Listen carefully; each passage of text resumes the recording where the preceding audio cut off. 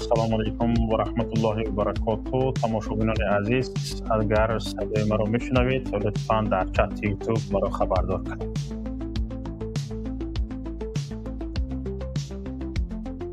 صدای من هست؟ صدای من خوب میبیاید؟ از خوبی صدا و شنیدن صدا ما را خبردار کنید.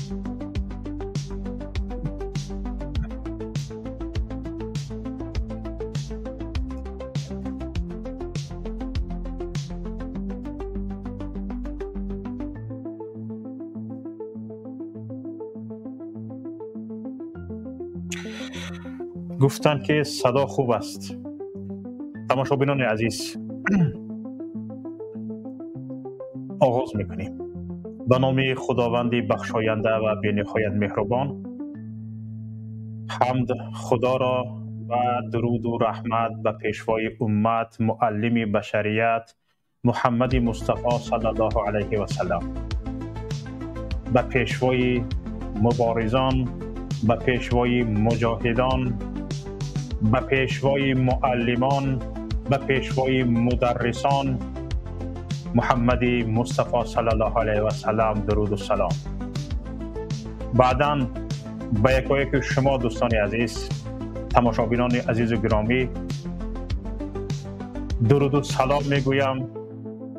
با امید بردمی، تن صحتی و خانه آبادی شما برنامه امروز را آغاز میکنم. تماشاگران عزیز، برنامه امروزه ما دو موضوع را در بر میگیرد. موضوع یکم این است که تماشاگران عزیز، ما درباره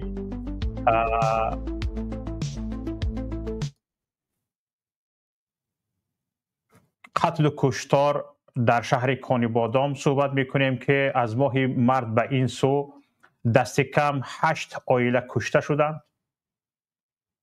دست کم 8 عائله کشته شد از ماه مارس به این سو.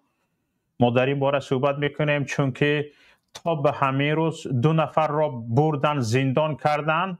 بعد از همین ها گناهکار بودن، قاتل ها همین ها بودن گفتند، لیکن باز قتل و کشتار ادامه کرد.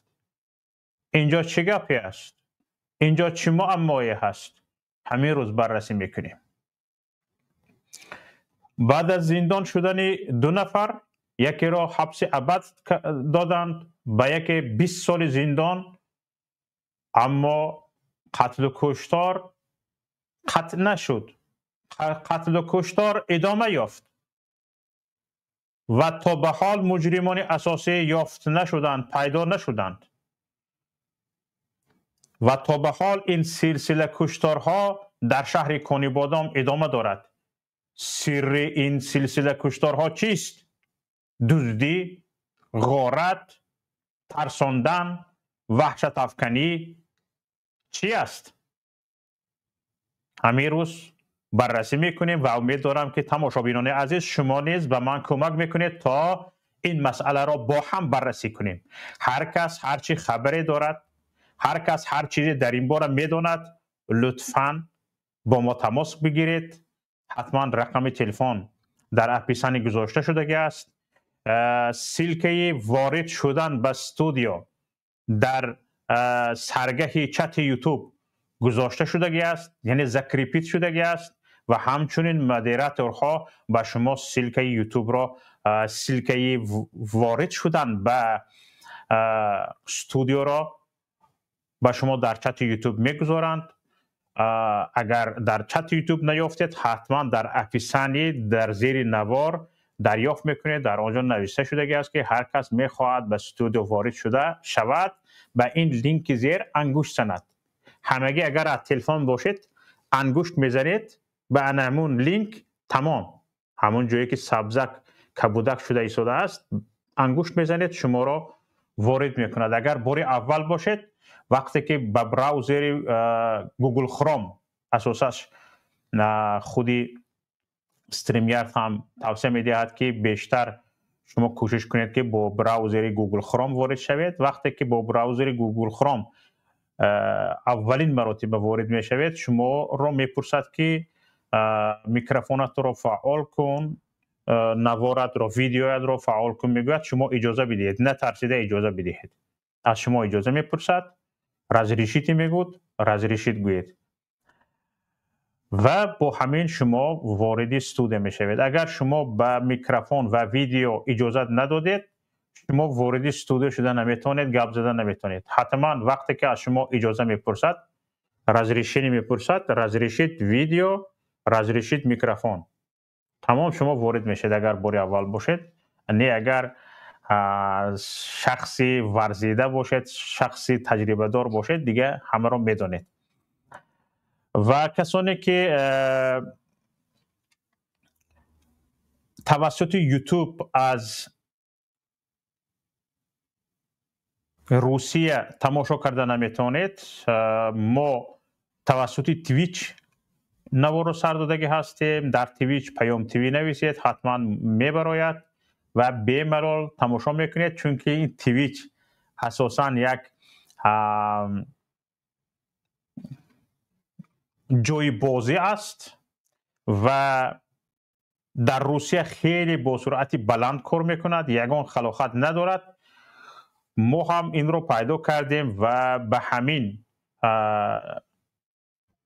پخش مستقیم را سر دادیم تا اینکه شما بی‌ملال بدون اینکه نوارتان شق شده ماند یا اینکه مشکلی پیش آید، با همین توسط تویچ تماشا کنید.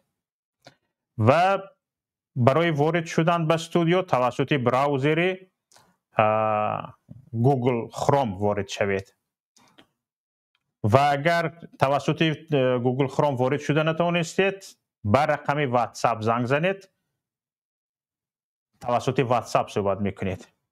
همینطور ما درباره موضوع امروز که یکی از قتل و کشتار مردم در خانه شخصی خودش، بعضیش در روز روشن شده ایستاده است، صحبت خواهیم کرد. تماشابینان عزیز، همین حالتی که در یک مدت کوتاه از ماه مارس تا به همین ماه دکبر همگی در 8 ماه یا 9 ماه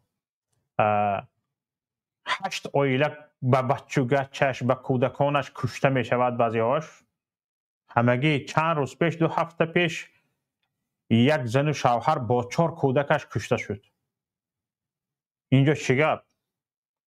تاجیکستان شهر کریمینالی شد، تاجیکستان ارده کریمینالیست ها شد.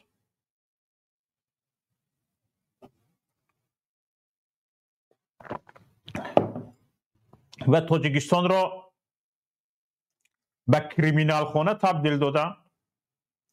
وقتی که در یک شهر همگی در 8 یا 9 ماه 8 عائله به بچه و گچش کشته می شود، این مضمون آن را دارد که در این قتل و کشتار میجه هیچ یک مقامدار تخت نمی خورد و پروایشان را هم ندارند. چرا پروا ندارند؟ باید بررسی کنیم. تماشابینان عزیز، وقتی در زمان معاصر در عصر 21 که تمام واسطه های تکنولوژی های معاصر برای ساحه کریمینالیستی که به میان آمده است، وقتی گفته می شود که یک عائله به بچه و گچش، به کودکانش، فرزندانش کشته می شوند و هیچ کس ایزی پای قاتل را نمی یابد، در اینجا به طور اتوماتیکی گفته می شود که شریک مقامات است.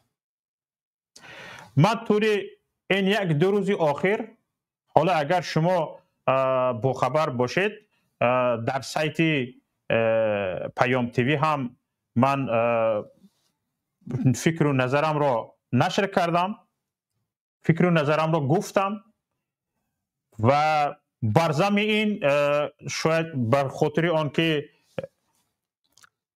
ناآگاهانه گپ نزنم،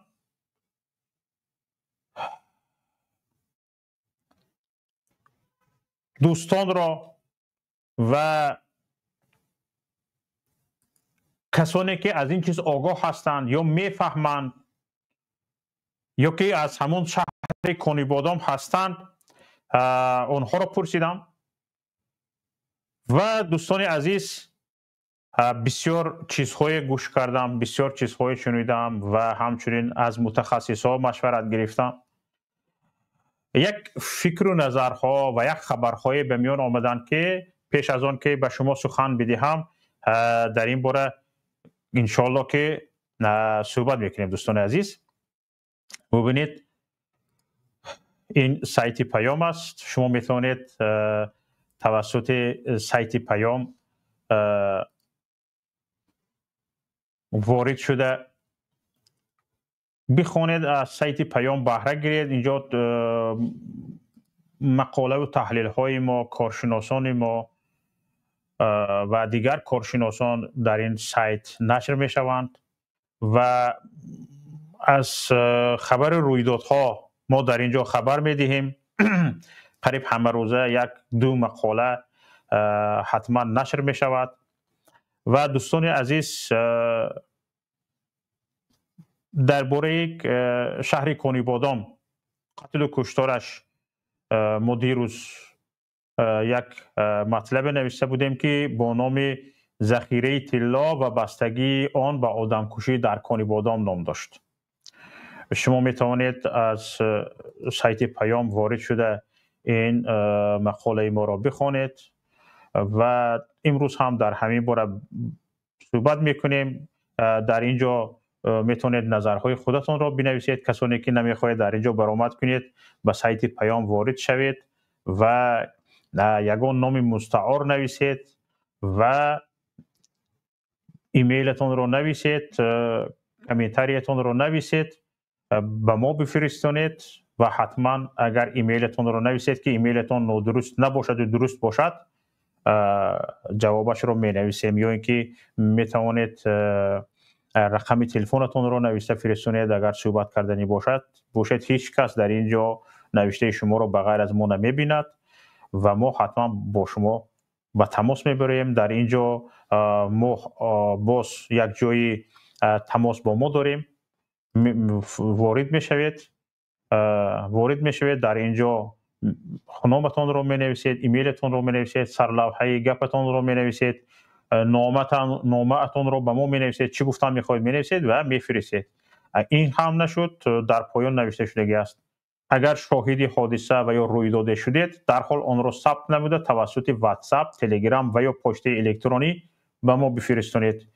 واتساپ رقمش این است، تلگرام هم رقمش همین است، ایمیل پیام تیوی کوچکچه gmail.com. به واتساپ خواهید به واتساپ فرستونید، به تلگرام خواهید به تلگرام فرستونید، به پست الکترونی خواهید به پست الکترونی فرستونید. حتما ما بررسی میکنیم، با شما به تماس میبریم و پیگیری خواهیم کرد. برای همین هم تماشابینان عزیز سایت پیام در خدمت شما است و حتما سایت پیام را پیگیری کنید. و امروز ما درباره همین حادثه شهر کنیبادام گام بزنیم. دوستان عزیز، آخرین بار شب 15 دکبر دیروز نه پریروز در دهه حصارک دو عائله کشته شد. یک زن و شوهر فرزندانشون رو نکشتند، لیکن دو زن و شوهر رو پدر و مادر رو کشتند. در عائله دیگر یک مادری 70 ساله و با پسرش با فرزندش که 44 ساله بوده است کشته شد. یک تفتیشات یگان چیز نگفته شده است. رسانه ها، رادیوی آزادی هست می، از پلیس هست می، اویستا تیجی هست می، یگان تش در این باره خبر نمیدهد که مقامات چی گفته است. چون که مثلا گریم رادیو آزادی میگوید که ما با مقامات تماس گرفتیم، مقامات به ما جواب نمیدهد. همین کشور دموکراتی، کشور حقوق بنیاد، تماشابینان عزیز، شاخ دم ندارد. وقتی که کشور دموکراتی است میگویی، کشور دموکراتی این است که مقامات به رسانه ها دسترس است. رسانه به مقامات زنگ زند، رئیس همون نهاد دولتی از جاش خسته به رسانه جواب دادنش در کار. چرا؟ برای آنکه رسانه یعنی ژورنالیستی که این حکومت چهارم یک کشور دموکراتی است. حکومت چهارم یک کشور دموکراتی است. شاخه چهارم از روی قانون اگر مثلا گریم حاکمیت سه شاخه جداگانه داشتگی باشد،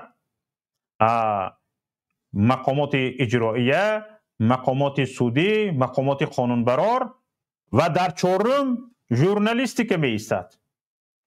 مقامات اجراییه به مقامات سودی، به مقامات قانونبرار و به رسانه از جایش خسته جواب دادنش در کار. چون که اجراییه است نامش. در کشور دموکراتی نامش اجراییه است. اجرا کردنش در کار. یعنی به زنگ تلفن جواب دادن هم این وظیفه مقامات دولتی است، نهاد دولتی است، مسئول دولتی است. تلفن برداشتنش اجرای کار است. مقامات اجراییه وقتی که تلفن نمی بردارد این اجرا نشدن وظیفه اش است. وقتی که یک رسانه رسمی ثبت نام شده، اکریدیتاسیون شده زنگ میزند، تو اجات خسته جواب دادن در کار. تلفنه دستات لرزیده، قاشات پریده، چشمات جنبیده جواب دادن در کار. لرزیده. چرا؟ او حکومت چهارم است. او باید بپرسد، به سوالش جواب بدی، او به مردم بگوید که حال این خیل است. از شک و شبهه ها نسبت مقامات، نسبت حکومت، نسبت دولت، نسبت وطن، از شک و شبهه ها باید دور کنی مردم را. برای چی نسبت مقامات، برای چی نسبت دولت، برای چی نسبت کشور مردم اعتماد ندارد؟ برای اینکه تو تلفن نمی برداری به مردم جواب درست نمیدی. خیانتکار تونستی کی است؟ نام شما پرزیدنت، پروکراتوره، میلیسه،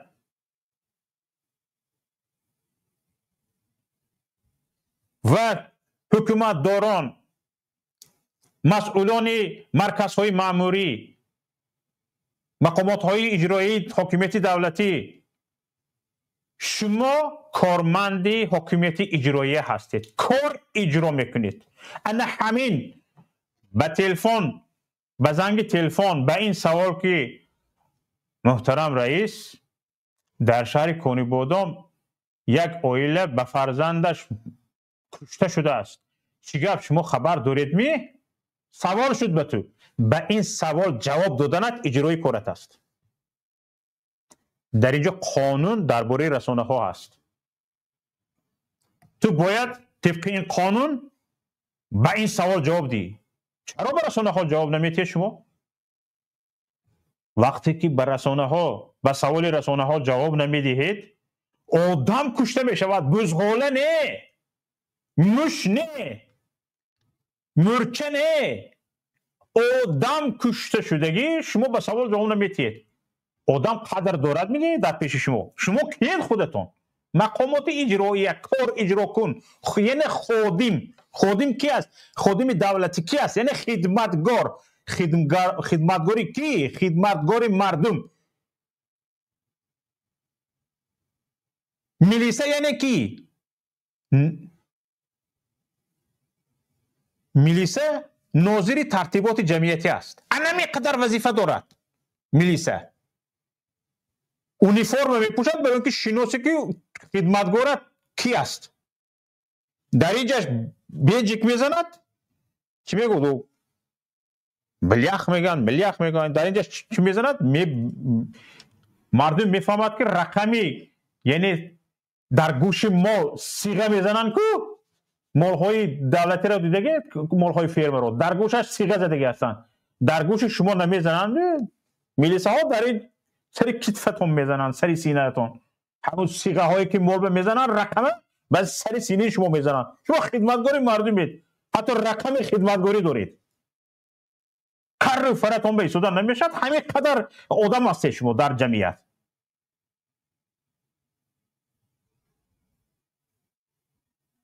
همین قدر آدم هستید.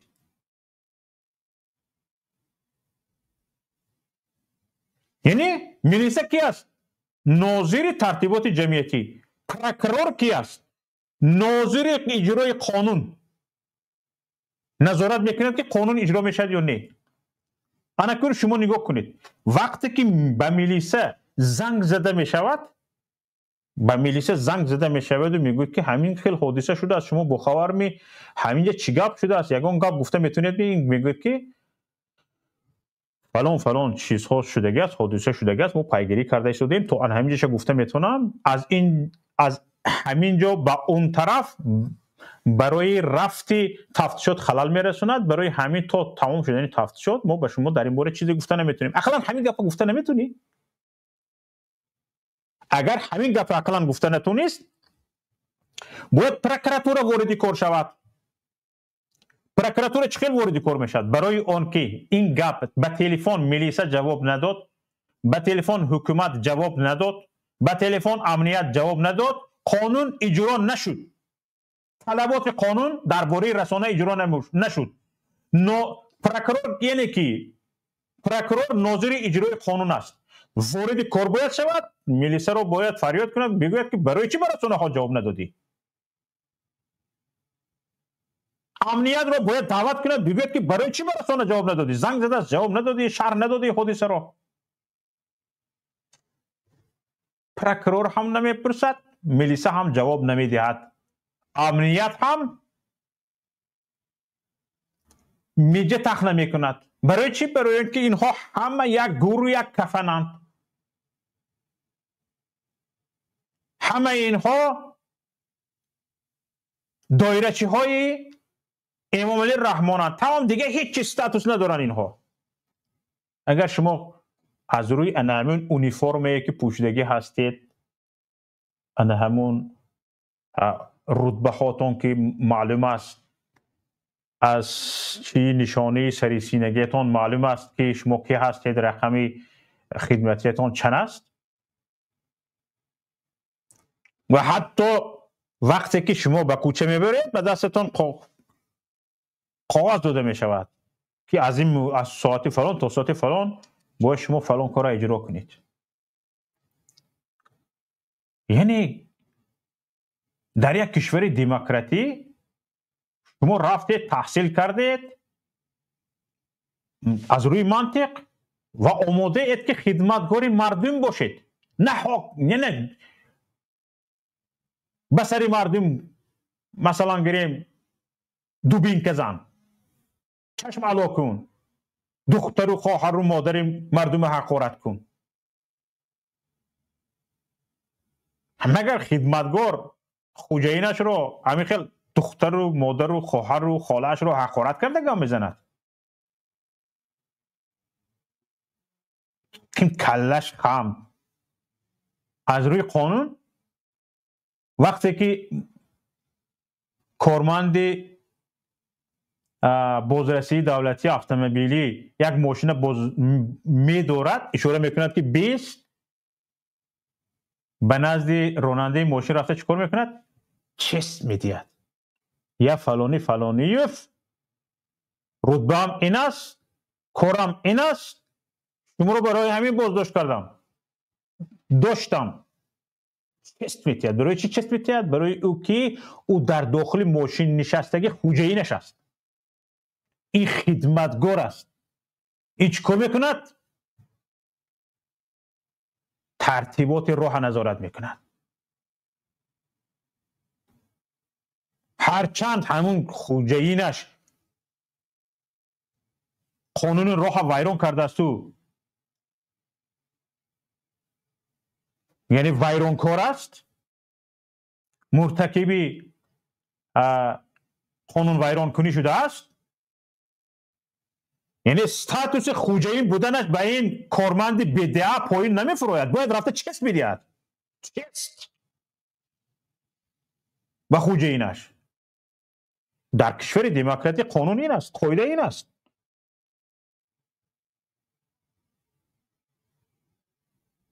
وقتی ما میگیم در تاجیکستان دموکراتی نیست، دود چند لیسک و کوسلیس و لگنبردود به فلک میبراید. دموکراتی گفتم که شوخ دوم ندارد، از همین نشانه هاش میفهمید دموکراتی رو. میلیسه خدمتگار خلق، پرزیدنت خدمتگار خلق. یعنی پرزیدنت کی است؟ پرزیدنت یک نفری است که برای یک چند سال و به خدمت ارنده میگیری، به خدمت و ارنده میگیری پرزیدنت. یعنی 5 سال 7 سال از روی قانون تاجیکستان دوبار 7 سالی. مثلا 7 سال رفت می دویم 7 ساله به نامزدیش موندنی است می و چی گفته نامزدیش میموند، برنامه پیشنهاد میکند من از این 7 ساله پیشترم باز زیادتر خوبتر خدمتتون میکنم گفته. این خیلی نه که همه تا از با جای دنیا قبضه آوردن محکمتون میکنم، در شهر کانوبادان میکشمتون، در میدوزدمتون میخورمتون، در تگ زمین چی دارید همش میخورم میگیرم، در روی زمین چی دارید خس دارید خوشک دارید همش لیسیده میگیرم. نمیگوید، میگوید که این برنامه های من به شما این خیلی خوب این خیلی تجربه پیدا کردم، همین قدر دیگه خدمت میکنم. تونستی نتونستی اثبات کردی نکردی دفع میشی. یعنی ریسورست پتانسیل کوریت سنجیده شد، تمام ادا میری. کماندی نو میبیوید. وقتی که یک پرزیدنت 32 سال می ایستد در یک کشور پوسیده میرود همه انگیزه ها. من بیملال بعد قاتل ها میرن در روز روشن به خونه مردم میدارن کشتن میگیرن. تو دیگر پتانسیل کورید مرودگی است، پوسیده رفتگی است، دیگه عقل و هوشت نیست.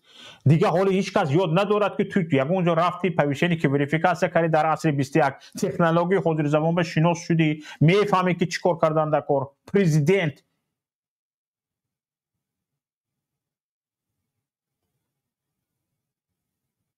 با همون فهمیشی عصری 20 که در اون وقت این تکنولوژی که استفاده برده میشد هیچ نبود، با همین فهمیش حالا میخواد در سر قدرت باشه. اوه ممری او فهمیده ایستودی هم تو آدم اومده شهروند کشته رفته ایستوده است، از جدی هیچ چیز نبرآمده ایستودی. در 8 ماه 8 اویله نیست بزنی با بچه گچش. معنی پوسیدگی، انگیزه پوسیدگی هیچ چیز نیست. 18 تا کنترل و کامپیوتر در اطراف جمع کرده ای پیرخرها رو، همین هم دولت داری شد.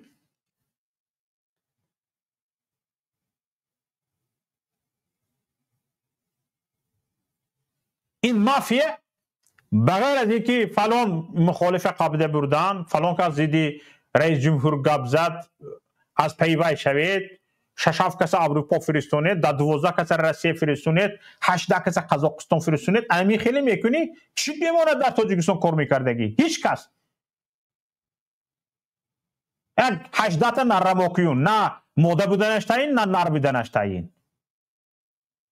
و در اینجا برنامه میکنند فلان چی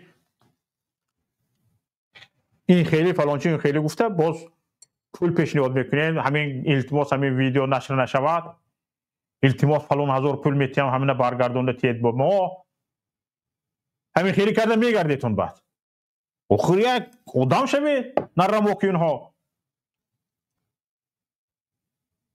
چی گپ؟ از تک بینیتون اویله ها رو کشته میرن، تفتیشات ادامه دارد. یک تا گفتن کشد تفتیش ادامه، بعد اصولی کن نظارت. 2 تا کشتن، این 2 تا نه اویله که دیگه گفته دیست دامونه 6 تا 5 تا 4 تا بینیم برابر در شاخ درخت آویزون کده برافته است. مقامات خبر ندارد. همه چیز به دوشنبه شهرک هوشیارک بود. چی بود وی؟ همه جا کامیرا زور شدگی. در اون شهرک هوشیارک کودکای دزدیده برافته ایستادن، در دوشنبه کودک دزدی، در کونی بودم اویله کشی. شما چی کارید خودش؟ وجود دارید یا ندارید؟ انه همین مرده رفتن مردم مضمونش چی است؟ مضمونش این است که شما نیستید، کار نمی کنید، از اودی کار نمی بروید، از اودی کار نمی بروید رفت دب شو. همین مردم چی گفته شده است؟ همین ما چی گفته شدیم؟ از اودی کار نمی بروید، یک بار جای رو خالی کن، ببین به مردم حق بده که پیش رود. یک مهاجری که در روسیه کارش خشتریزی و لایکنی و سمنت بلاک کپاتلمت است، فهمیشش تفکرش از دل خود کارگری حکومت بالا است. نه سنجیده برایید. همین از همه شخصانی حاضر به تکنولوژی معاصر شناس هم کارمندان شعبه علاقه باشند بک صبر از رسانه ها گرفته می گردد، به رسانه ها روبرو نمی شود، رنگ رویش می پرد، چونکه تماما صرفم نمی رود. او جانشینش که رفت خیریت چی بود نومش از آدم برآمد. به فهمش او ویدجت های درونی تلفن، ویدجت ها اینترنت میخورن، انا فهمش. پس اینا کجا میرن؟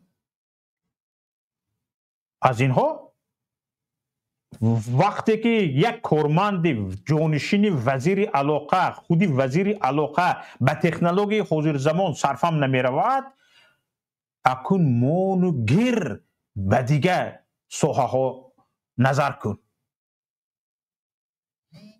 یک کمترین همین کپاتلمت مهاجر در روسیه از دل خواه همین وزیرهای تاجیکستان فهمشش بالاتر است.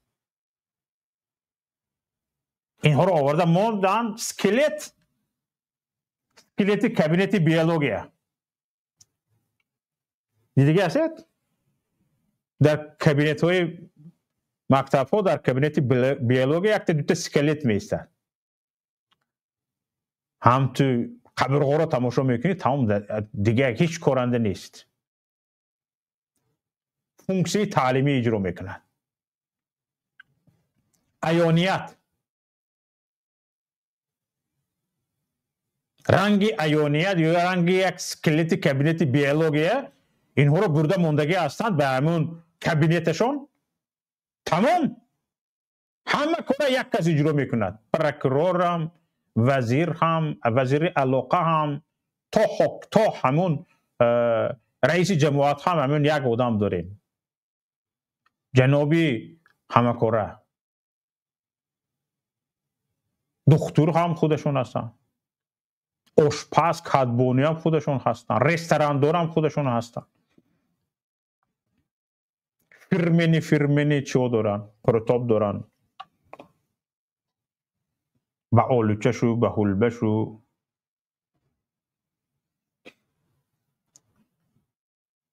پس کجا میریم؟ همین خیل کرده میگردید، همین خیل احمقی کرده، همین خیل ابلهی کرده میگردید، کدبانویی کرده، پرتابی با آلوچه کرده، مردم کشته رفتن میگیرن. حالا این احتمال ها با این است که یعنی دست شما در اینجا نیست و یگان دوزای قاتلای کشته ایستاده است.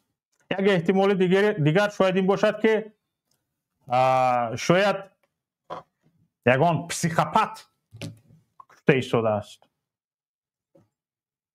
این احتمال ها، در این احتمال ها شما حضور ندارید. لیکن یک مصاحب من که در سابق طلا فروش بوده است در بازار پنجشنبه شهر خودان در فروشگاه حاجی عبدالعزیز، من میشناختمش، طلا فروش بود، حاضر در روسیه بوده است با اهل عائلش. وقتی که صحبت کردیم گفت که من در این باره صحبت کردن نمیخواهم، میدونم صحبت نمیکنم. یک کم بعد نزدیک رفتیم گفت که 100% ان همین کار دستی شخصای نزدیک به رئیس جمهور است. رئیس جمهور نگفت، چی گفت؟ جناب عالی است. 100%. چرا؟ برای آن که اینها مبلغ‌ها با بانک اینها بریزد، انا همین خیلی وحشت پراکنی و وحشت افکنی میکنند. حالا مهمان گرامی ما استاد محیدین کبیری به برنامه وارد شدند. ایشان را خوش آمدید میگویم چون پیرکور هستند و خبر دارم که وقتی دعوت میکردم به برنامه دیگر هم دعوت بدم. اول به ایشان سخن میدیم، صحبت ایشان رو در این باره گوش میکنیم، بعد انشاءالله باز برنامه رو دوام میدیم. خوش آمدید استاد به برنامه. سلامت باشید. سلامت باشید شوکت جان. شامتان بخیر. شام شما و همه بینندگان باشد. از شما هم و از همه بینندگان شما هم بخیر باشد. سلامت باشید. در این باره صحبت ما نظر شما چی است؟ من تو به همین جا آمده رسیدم که یک همصحبت من که برای سایت پیام نظرش رو گرفتم میخواستم، گفت که اول نخواست نظرش رو بیان کند، بعد گفت که نظری من این است که خودم شاهدی همین حال هستم. شخصان نزدیک به رئیس جمهور اومده به ما در من طلا فروش بودم میگه، به ما توصیه میدادن که همون طلاهای علاوگی خود یا که پولهایی که پسنداز کرده میخوام میدونستن که ما پولدار بودیم میگه در خونه نگاه ندارین، بیارین در بانک نگاه دارین. گفته توصیه میدادن، به همه پولدارها رفته همین خیلی توصیه میدادن. بعد اول ها نمیشناختیم میگه، بعد فهمیدیم که همین شخصای همون فلان بانک گفت نمیدونم همین کدام بانک گفتم، گفت که حاضر همین بانک گفتم، خودم فاش میکنم، همه را فاش میکنم. گفت کارمندی فلان بانک بودن و فلان بانک پولها رو برده پس انداز کنید در اونجا، جوی چی میگه، جوی باوری نوک و در خونه نکنید، این خطر دارد و همین خیلی میگفتن. و وقتی که همین حالت به سرمون آمد، تهدید در داخل خونمون تهدید دیدن سر کردیم. برای همین وقتی که کشتنها سر شد، چند طلا فروش کشته شد، کارو پارت افتیم بررسی اویلوی سفر کردیم میگه. حالا در روسیه زندگی میکنیم، کایخو طلا فروشی رو بس کرده میگه و میگه که مردمی کونی بادام میگه عادتی همین طلا ذخیره کردن و به جای پول طلا رو پس انداز کردن و اینها رو دارن و این یک چیزی معمول است میگه در همین ناحیه کونی بادام و این رو مقامات میدوند میگه. هرچند به سری طلا فروش ها این کار نمی شود، به سری مردم عادی می شود. مقصد همین است که میگه مردم ترسانده شود، وحشت زده شود و پولش رو به بانک اینها برده ماند. بانک ها میگه از پول خالی شدگی است، اینها همه راحت جستجو کرده شدن و این یکی از نقشه ها همین است که مردم وحشت زده میکنی و مردم حتما وقتی که وحشت زده میشود میگه از پی همون در یک جای امن پنهان کردن مبلغش میشود که از همه نامزدی بهترین همین دیگه هم مجبور میکواد که خیشش میکواد، تبارش میکواد میگه و آخرین جا شاید بانک باشد میگه. اینها یعنی یک راهی وحشت زده کردن مردم همین است میگه. وگرنه چرا میگه یک نفر کشتن، دو نفر کشتن، یک اویله کشتن، دو اویله کشتن، هر ماه بعضی ماه میشود دو اویله میکشتند و میگه اینها هیچ قاتل رو نمیافتند. حالا از شما میپرسیم که نظر شما چی است؟ من راستی به این 50 باور دارم، اینقدر باور ندارم به این همین خلاصه که همصحبتی من کرد. به هر حال نظر شما رو گوش میکنیم. سلامت باشه شوکت جان. به نام خداوند بخشنده و مهربان. ببینید منم موافقم که همین گونه ورسیه ها و همین گونه تحلیل ها حق دارن که شنیده بشوند و حق دارن که جا داشته باشند.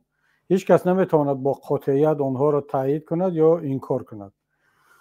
بخصوص وقتی که در حکومت جمهوری تاجیکستان معلومات دقیق نمیدهد و جامعه را آگاه نمیکند از عامل‌های این گونه حادثه ها، رفت تفتیشات و کی ایستاده است در پس این جنایت ها، عامل‌ها یا هم موتیواسیون، انگیزه های اساسی صادر کردن این جنایت ها در چی هست. پس دیگر جامعه، مردم، تحلیلگران حق دارند که ورسی‌های خود رو پیشنهاد کنند و این گونه ورسی‌ها بعضا ورسی‌هایی که خیلی هم از واقعیت دور هستند در جای با وجود میاد که مقامات دولتی خود رو کنار گرفتن، خود رو با کری و گنگی و نادانی میزنن. تحلیلگران اساسی یا اون دایره‌هایی که باید به این تحلیل‌ها مشغول شوند، در پارلمان مثلا، در رسانه‌های دولتی، در مرکزهای تحلیلی، مرکزهای استراتژی، در اکادمی علم‌ها، در اکادمی نزد وزارت داخله تاجیکستان، اکادمی کمیته امنیت ملی تاجیکستان که اونجا متخصصان تیار میکنن. وقتی که مرکزهای علمی تحلیلی خاموش هستند، دیگر مردم مجبور میشن که خودشون تحلیل کنند، ورسه پیشنهاد کنند و به یک نتیجه برسند که بعضا همین خلاصه های مردم، نتیجه های مردم درست‌تر و دقیق‌تر میبراید از اون چیزی که از طرف به نام کارشناسان رسمی گفته میشود. خب من ببینید شوکت جان، حالا این قسمت صحبتم در جواب به سوال شما بود که من آیا به این ورسیه که یکی از شناسای شما، همصحبت‌های شما گفته است موافق هستم یا نه. منم تقریبا مثل خودت میگم میتواند یک این ورسیه جدی گرفته شود. برای چی؟ برای که ظاهرا این ورسیه بسیار ضعیف می نماید، اما در تاجیکستان همه چی شدنش ممکن است. برای چی؟ برای اینکه وقتی که یک گروه حاکمیت را غصب میکنن و از تمام وسیله و راهها و حتی از همین ساختارهای دولتی هم برای بایع شدن و سرمایه جمع کردن استفاده میبرند، کی میتواند بگوید که همین گروه وقتی که میبینند که دیگر راههای درآمد گرفتن بسته شده است. شما تصور کنید که راه را پولکی کردن، غیر قانونی، خب کردن. عقل هیچ کس نمیگیرد که در تاجیکستان یک راهی که از طرف مردم، دولت، از بودجه دولتی ساخته شده است، از طرف یک خانواده غصب کرده شود و تبدیل به سرچشمه درآمد شود. در یگان کشور دنیا این گونه رفتار نیست. در خیلی از کشورها راههای پولکی وجود دارد، بله. اما اون راه پولکی رو همون شرکت خصوصی خودش میسازد. به هر حال راه آلترناتیوی هم وجود دارد. راه آلترناتیوی دولتی به پول وجود دارد. یک شرکت خصوصی میاد یک راه خصوصی میسازد. مرحمت، هر کسی که میخواد رفتن بگیرد. شما هم حتما از زمین وقتی که از مثلا من از آلمان وقتی پولش میرم، لهستان میروم، راه پولکی وجود دارد، راه به پول وجود دارد. خواهم با راه پولکی با سرعت بلند 1 ساعت نیم ساعت زودتر برسم، پول داده میروم با راه پولکی خصوصی که از طرف یک شرکت ساخته شده است.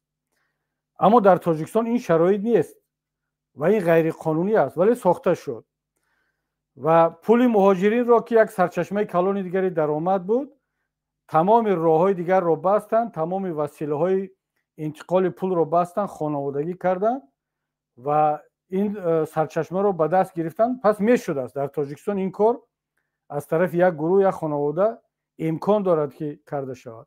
حالا اون درآمد مهاجرین کم شد، پول هم کمتر فرستاده میشد به تاجیکستان، عائله روز به روز وسیع شده ایستاده است. اینا هم میخوان هر کدامشون میلیاردر شوند تا نبیره و عبیره و نمیدونم باز خش و تبار. پس در جستجوی راههای علاوه‌ای درآمد هستند و این ورسیه که هم صحبت شما گفته است میتواند یکی از راهها باشد مجبور کنند مردم را که سرمایه‌شون رو به بانک‌های اونها بگذارند تا اینکه اینها این پول‌ها رو، مبلغ‌ها رو میچرخونند، در تجارت وارد میکنند و از اون درآمد میگیرند. اما من حالا این قسمت ورسی‌ها رو مونیم به تحلیلگران و به مردم. من فکر میکنم که در این قسمت صحبت اگر ما با این موضوع بپردازیم که چرا در طول یک سال 8 عائله یا پوره یا قسما از بین می رود و عامل های این جنایت آشکار نمی شوند و حکومت اصلا پیدا نمی کند که در یک شهری نه چندان کلان، به هر صورت کانیبادام دوشنبه نیست، کانیبادام خوجند نیست، مردم یکدیگر رو میشناسند و اگر حکومت بخواهد با اون مقدار میلیسیونر و کارمند پروکراتور و امنیت و مقامات ضد دخل که دارد، حتما اگر جدی میگیرید در همون ماه اپریل و مارس و می در اوایل این حادثه این جنایت ها رو آشکار میکرد، پیش راهش رو میگیرید. پس ما میتونیم به دو نتیجه برسیم، یا اینکه حکومت این جنایت ها را جدی نگرفته است و اصلا برایش این یگان مسئله دردسرساز نیست، چندان توجه هم نمیکند، یا اینکه در نتیجه تفتیشات به یک نقطه رسیدن که دیگر بعضی از مقامات یا دایره های منفعت دار در این جنایت ها دست دارند و دیگر از اون بیشتر نمیتوانند تحقیقات کنند یا پیش روی این جنایت رو بگیرند و این ما را این ورسیای دیوم میبرد به همون به یکی از بگیم ورسیای کوچکی که هم صحبت شما گفته است که اینجا میتواند در پس این جنایت ها منفعت های اقتصادی نهفته باشد.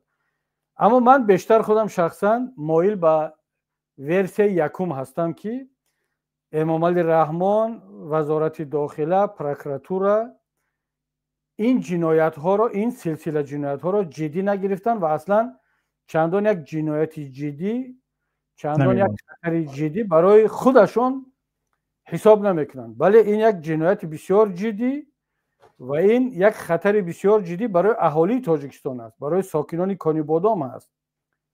این کاری آسان نیست. شما تصور کنید که در یک دولت، حالا چه دموکراتی باشد چه دیکتاتوری، در هر دولت اگر در دوام یک سال یک گروه جنایتی یا یک فرد یک شهر را به گروگان میگیرد و دهشت افکنی میکند، باید که مقامات دولتی تاجیکستان از پرزیدنت شروع کرده تا یتیموف و یوسف رحمان و رمضان رحیم زاده اصلا خواب نداشته باشند، باید همشون در شهر کانیبادام باشند، کوچیده بیایند، کوچیده باید به برای چی؟ برای اینا نشانه بی‌قدرتی، ناتوانی یک حکومت است.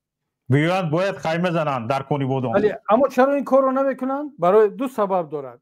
یکی که این کار رو جنایت جدی حساب نمیکنن اصلا، چون وقتی که ما رو نمیکشد، خانواده ما رو نمیکشد، فرزندی خودش رو نمیکشد، خب کشتن بگیرد چند تا کانیبادامی و چند تا مثلا مردم عادی، اینا شهروندانی دوم، سوم، چهارم درجه هستند. چرا اینا باید خواب خودشون رو ویران کنن بیان به کانیبادام؟ این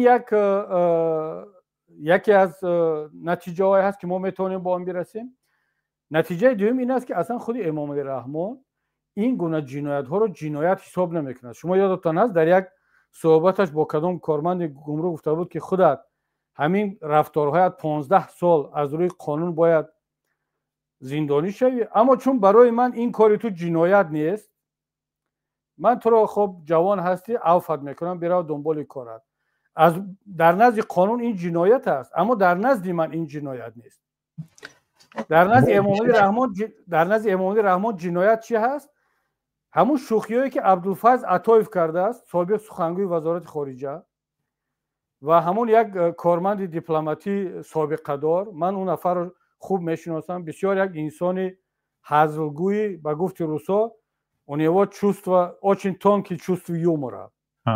یعنی بعضا انسان هستن که گل معرکه هستن، گل سبد معرکه هستن. عطایف از همین گونه افراد بود، من رو خوب میشناسم، بسیار شوخی های نمکینی زیبا داشت. وقتی یک شوخی درباره امام علی رحمان کرده است، در کجای کدام سال در حضور کسی، این از نگاه امام علی رحمان بالاترین سطح جنایت است، نه اونه که در کانیبادام 8 خانواده رو از بین بردن. کشته رفتن گیرد، فقط درباره امام علی رحمان گام نزنه. فقط درباره امام علی اصلا هیچ چیز نگوید، همون جنایتکار اصلا یک شوخی نکنه درباره امام علی. یا همین جوانی که در صحبت مقامات امام علی رحمان گفت دزدیدن بگیر، غارت کردن بگیر، خانه و در داری، میدونم جنایتکار هستی، اما این در نزد من جنایت نیست، تو رو میبخشم. برای چی؟ برای که یگان شوخی نکردی، یگان تنقید نسبت من نکردی. بنابراین امام علی رحمان، همراخان ظریفی و عطایف و اکبرشاه اسکندرов و سید جعفر عثمان و احمدشاه کاملزاده، این و ما و شما را، تمام زید سعیدов و همه اینها را جنایتکاری خطرناک میداند در سطح دولتی، خیانت به دولت، خیانت به ملت، تروریست. برای چی؟ برای که این به خود شخصیت امام علی رحمان ربط دارد و در حق او شوخی کرده می شود، او را تنقید کرده می شود. اما اگر 8 خانواده نصف کانی بادام را از بین ببرند، نابود کنند، برای امام علی رحمان این یک جنایت وزین حساب نیست. وزیر داخله را نمیفرستد، پروکورور را نمیفرستد و این جنایت ها را آشکار کردنی هم نیست. شاید که اکنون بعد از این صحبت های ما، بعد از این صدایی که مردم بلند میکند کرده ایستادن در شبکه‌های اجتماعی، شاید وضعیت یک کمی فرق کند. اما ما یک مصیبت دیگر را داریم. ببینید که برای امان حسابات دادن، برای وانمود کردن که کار رفته ایستاده است، چند نفری احتمال زیاد است که بیگناه را اینا بردن 12 سال و حتی حکم ابد دادن. یکیش رو 20 سال دادن، یکیش رو حبس ابد دادن. خب حالا معلوم می شود که اون جنایتکار نبودن. حالا احتمال دارد که جنایتکارا اینا نیستن. خیلی تباری همون شخصانی کشته شده هم گفته شدن که آخر اگر اونها گناهکار می بودن دیگر کشتار به میان نمی اومد، قاتل رو دستگیر کردید. منطقاً همین است که اگر اونها گناهکار می بودن حالا در زندان، پس این جنایت رو کی دوام داده ایستاده است؟ پس معنی رو دارد که اونها شریک نبودن در این جنایت، افراد بیگناه حکم ابد گرفتن. حالا من میترسم که باز کسان دیگر رو هم پیدا کنن، یا گناهکار یا بیگناه، میگن اونا که گناهکار بودن، چون اینا در تجربه حکومتداری جمهوری تاجیکستان این نیست که یک سودیا یا پروکورور یک کس گناهکار باید نه بیگناه باشه، باید اعتراف کند که ما اشتباه کردیم. من به یادم هست که وقتی که در نتیجه سوءقصد به جان عبیدالله 2 نفر حکم قتل دادن. اون سالها در تاجیکستان حکم قتل اجرا میشد، مراتوری وجود نداشت و 2 نفر رو قتل کردن و بعد یک دسته جنایتکار رو بازداشت شدن که اینها اعتراف کردن که همین جنایت علیه عبیدالله رو ما کرده بودیم و در رسانه‌ها این آشکار شد. محکمه زود آمدن این قسمت پرونده رو مخفی کردن که گویا این جنایتکاران این اعتراف رو نکردن، چون اگر که این رو آشکار میکردن معلوم میشه که 2 نفر بیگناه رو اینا اعدام کردن، حکم قتل رو عملی کردن. و من تصادفاً با همون سودیایی که این حکم رو صادر کرده بود در یک نشست صحبت کردیم و خودش هم اعتراف کرد. من گفتم که شما عذاب وجدان احساس میکنید که 1-2 انسان بیگناه رو کشتید، اکنون معلوم شد که دیگران این جنایت رو کرده بودن. اصلا ببینید اونا با یک خونسردانه جواب دادن که خب در کار ما این گونه حادثه ها می شود، این گونه اشتباه هست. پس آیا شما حق دارید که بعداً باز دوام بدید سودیا بودن رو، قاضی بودن رو؟ میگه چرا نه؟ یعنی در نزد این سیستم جان انسان، تقدیر انسان و یک انسانه، اونها نفرها که اعدام شدن، کشته شدن، اینها فرزند داشتن، زن داشتن، پدر و مادر داشتن، در نزد اینها هیچ ارزش ندارد. بنابراین من میترسم که باز چند نفر دیگر رو گناهکار یا بیگناه اینها میبرند زندانی میکنن و اونها که در زندان هستن اونها در همونجا باقی میمونن. اینجا نگاه کنید دوستان، این به گفتن آسان است. حالا چند عائله کشته شد، مرد رفت، لیکن کونی بادام یک شهر است، یکی از شهرهای ولایت سوغد است، در اونجا اهالی زیاد زندگی میکنند. اکنون شما نگاه کنید که مثلا شاید تمام ولایت سوغد مردمش حالا شاید شب خواب نروند، یعنی امنیت وجود ندارد، اونها بی امنیتی احساس میکنند، یعنی امنیتشون زیر سوال رفتگی است. بی ملال یک کس رو مثلا گریم خفه کرده است یا نکرده است، گپی سخت گفته است یا نگفته است، به یادش آورده میگردد چی کسی رو خفه کرده بودم که حاضر مرا آمده کشد، و چی کس یگان گپی سخت زده بودم در گوجای پول بسیار صرف کردنم رو یک از دیدگی باشد، این چی میشود، بیاید بچه‌ام رو بکشد، حالا زنگ میزند مثلا گریم تاریک شد دویده بیا خانه، نوتینجی است، همین خیلی وحشت زدگی به میان آمدگی است. وحشت زدگی کدام وقت به میون بیاید؟ به همون وقت که مقامات امنیتی کار نکند و بودن نبودنش نامعلوم باشد. حالا هوش یاد اینها که به تمام به مخالفین، به آزاداندیشان و دیگر اندیشان شده رفت در این چند سال اخیر و دیگر در تاجیکستان یک بی‌امنیتی به میان آمد. و به نظر شما حالا که مثال گریم شما چند چیز رو مثال گریم خونسردانه نقل کرده دوستاد، مثلا گریم همون قضاوت سعودی و مناسبت امام علی رحمان و مناسبت وزارت کارهای داخلی امنیت اینها، لیکن امنیت مردم چی میشه و در یک کشوری که دعوایش حقوق بنیادی است، دموکراسی است، چی باید کرد؟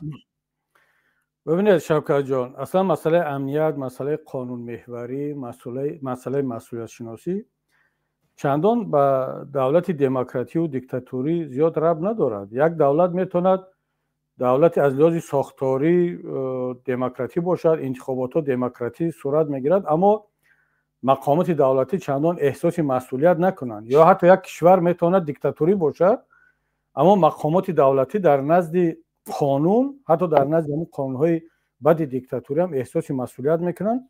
برای مثال شوروی دولت دموکراتی نبود، قانون‌های چندان خوب هم نداشت، اما همون قانون‌های بد خیلی خوب رعایت میشد و تمام نهادهای مسئول احساس مسئولیت میکردن، از آن جمله امنیت و پلیس و پروکراتور و اینها هم. همین حادثه که در کنی بادام شد، البته چندین حادثه دیگر شد که نقطه های ضعف و بیماری های اساسی جامعه تاجیکستان را آشکار کرد و یکی از حادثه همین حادثه کنی بادام بود که چندین تا مشکلات عمده تاجیکستان را همچون دولت و تاجیکان را همچون ملت نشان داد. یکی این که مسئله همین امنیتی که شما برداشته نشان داد، همین حادثه که در تاجیکستان ما مفهوم امنیت دولتی یا مسئولیت کمیته دولتی امنیت ملی به معنای آن فهمیده می شود که امنیت یک نفر پرزیدنت و خانواده اش است.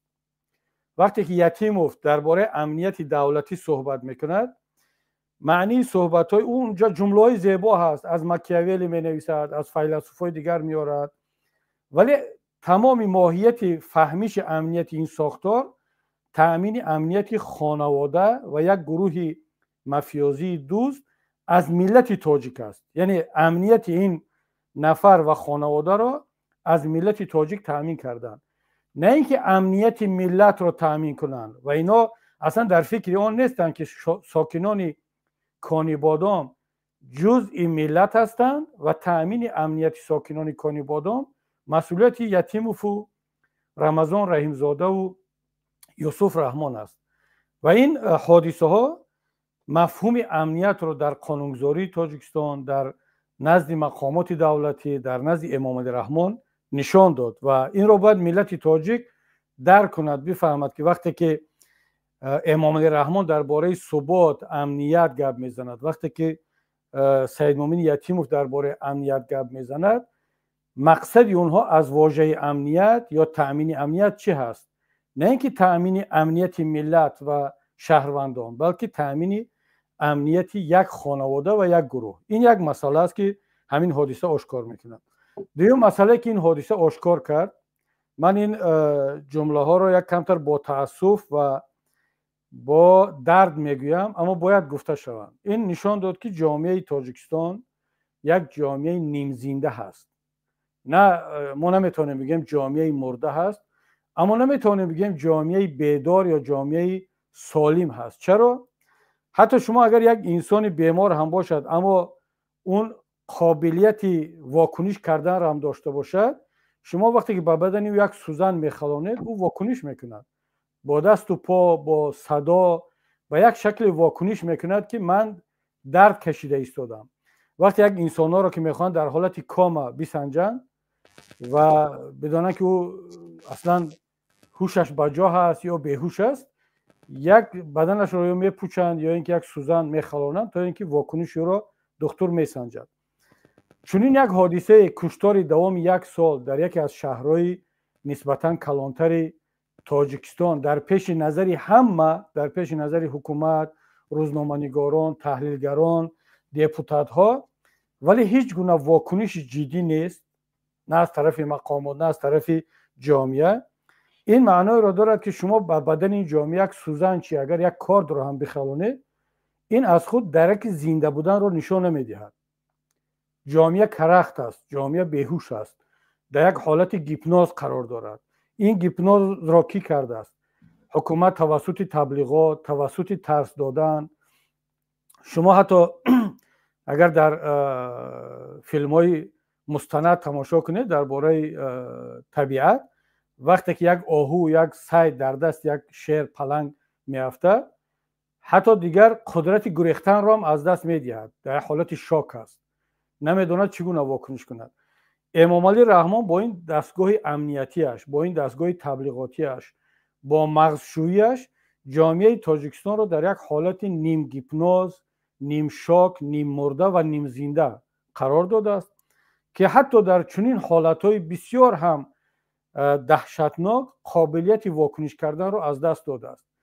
اکنون یک صداهای بسیار پست و ضعیف را جامعه شهروندی در فیسبوک، در یوتیوب، حتی در جامعه شهروندی هم گفته نمی شود، ساکنان کانیبادام، مردم مهاجر، مخالفین به یک شکل صدا بلند کرده ایستادند و احتمال دارد که این صدای نیم زنده و نیم هوشیار و نیم بیدار تبدیل به یک واکنش نسبتاً جدی‌تر شود و حکومت رو مجبور کند که واکنش نشان دهد. حکومت رو مجبور کند که بیاید نه به این خودی عمل جنایتکارانه این جنایتکاران در کانیبادام، حداقل از ترس آن که دیگر جامعه بعد این همه خاموشی و بی‌عملی ممکن که به این نتیجه برسد که اصلا حکومت جمهوری تاجیکستان بیرون از دوشنبه، بیرون از کوچه رودکی دیگر یگان منطقه را اداره کرده نمیتواند، اصلا برایش قدرت این را ندارد که واکنش کند. که در اصل من به این باور ندارم.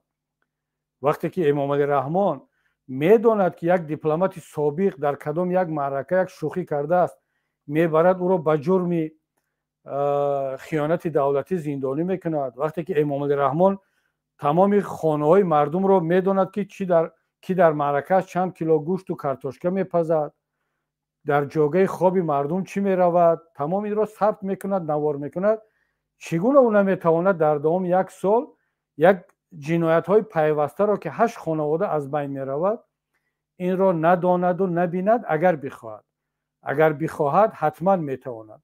پس ما به این نتیجه میرسیم که برای امام علی رحمان این گونه جنایت ها و این گونه اهالی در کانیبادام چندان مورد توجه نیست، اینا را اصلا شهروند هم حساب نمیکنند. در صورتی که کانیبادام، ببینید کسی که کانیبادام را کمترین آشنایی با تاریخ این مردم این منطقه دارد، شهر کانیبادام، اهالی این شهر از اولین تاجیکان بودند که در آغاز حکومت بلشویکی در نزد کلینین وقتی که با پویست میگذشت از این منطقه راه آهن را بستند. کلینین شخص یادی نبود، یکی از رهبران حکومت شوروی بود. راه پاییز را بستند، در آنجا معذرت میخوام تظاهرات کردند و طلب کردند که به تاجیکان مختاریت داده شود، نه اینکه اتونومی بلکه همچون و همین شهر کانیبادام به تاجیکستان گذاشته شود، نه به در هیئت ازبکستان. و این بیانگر خودشناسی این مردم هست. ما ده ها و صدها چهره ها و شخصیت های معروف ملی را داریم که زاده کانیبادام هستند و بهترین افراد ملت را از مردم کانیبادام داریم. و همین چند دقیقه پیش من با یکی از شبکه‌های روس زبان صحبت داشتم و خود اون کسی که با من صحبت میکرد از تاجیکان ازبکستان بود. من با او هم گفتم که کانیبادام تنها به تاجیکستان بهترین فرزندان را نداده است، حتی همون یارماتوف کینورژیسر معروف تاجیکستان ازبکستان زاده شهر کانیبادام است که حالا کینوستودیو دولتی ازبکستان به نام یارماتوف گذاشته شده است و بهترین فیلم ازبکستان را هم با رژیسور همین آدم نوار گرفتن. و این گونه مردم کانیبادامی ها. اما برای امام علی رحمان اینها شهروند قطاری نیستند، اینها کسانی نیستند که امام رحمان در فکر آنها باشد. من حالا میتوانم چندین نقطه های ضعف، چندین بیماری ملت رو در پرتو همین حادثه کانی بادام نشان داد، اما من با همین دو نکتهش اشاره میکنم که یکی این است که در ما مفهوم امنیت رو متاسفانه در تاجیکستان وارونه درک کردن حکومتداران تاجیکستان، با مردم دیگر خیلی شهر میدهند. و دوم اینکه دیگر مفهوم جنایت، مفهوم جنایت دولتی در نزد امام رحمان کاملا دیگر چی است و از همه بدترش جامعه تاجیکستان یک جامعه نیم بیدار در حالت نیم کامه، یعنی در حالت کامه هست ولی گاه گاه از خود یک صدا بیرون میکند، میبیند، میشنود، اما قدرت واکنش کردن را از دست داده است. خدا کند که همین حادثه ها باعث بیدار شدن ملت شوند و ملت درک کند که طول این همه 30 سال امام علی رحمان و حکومتش توسط گیپنوز کردن، داروی مدهوش کننده دادن، توسط رپرسیا و ترس ملت رو در یک حالت نیم زنده و نیم مرده، نیم بیدار و نیم هوشیار و در یک حالت، این را میگن اسکوسوینه کوما در علم طب، یعنی در حالت کومه سنی آورده است که قدرت واکنش رو از دست داده ایم. اگر همین گونه جنایت های بعد هم اگر باعث بیدار شدن ملت شود، حداقل میتونیم بگیم که در بعضن میگن که نت خود بزدبره، حداقل در همین گونه مصیبت ها ملت بیدار شود، خب بگیم یک عبرت برای ملت تاجیک میتواند شود. استاد وقتی که در ناحیه اسفره سالهای اگر خطا نکنم 2012 و 2013 بود یک بحث مرزی شده بود، شما وکیل پارلمان بودید، دعوت شده بودید و یادتون باشد همچون وکیل پارلمان آمده بودید و در این بحث شرکت کرده بودید. فرض کردیم مثل همین حالا شما فرض کردیم در پارلمان تاجیکستان هستید، وکیل پارلمان تاجیکستان هستید و شنیدید که در همین ناحیه کانی بادام این ماه 1 نفر را کشتند و این ماه 2 نفر را کشتند، 3 نفر را، اویله 4 اویله 5 اویله 7 8 اویله را کشته رفته ایستادند. شما چیکار میکردید؟ یکی از همون 63 وکیل فرض کردیم شمایید حاضر، چیکار میکردید؟ تجربه دارید؟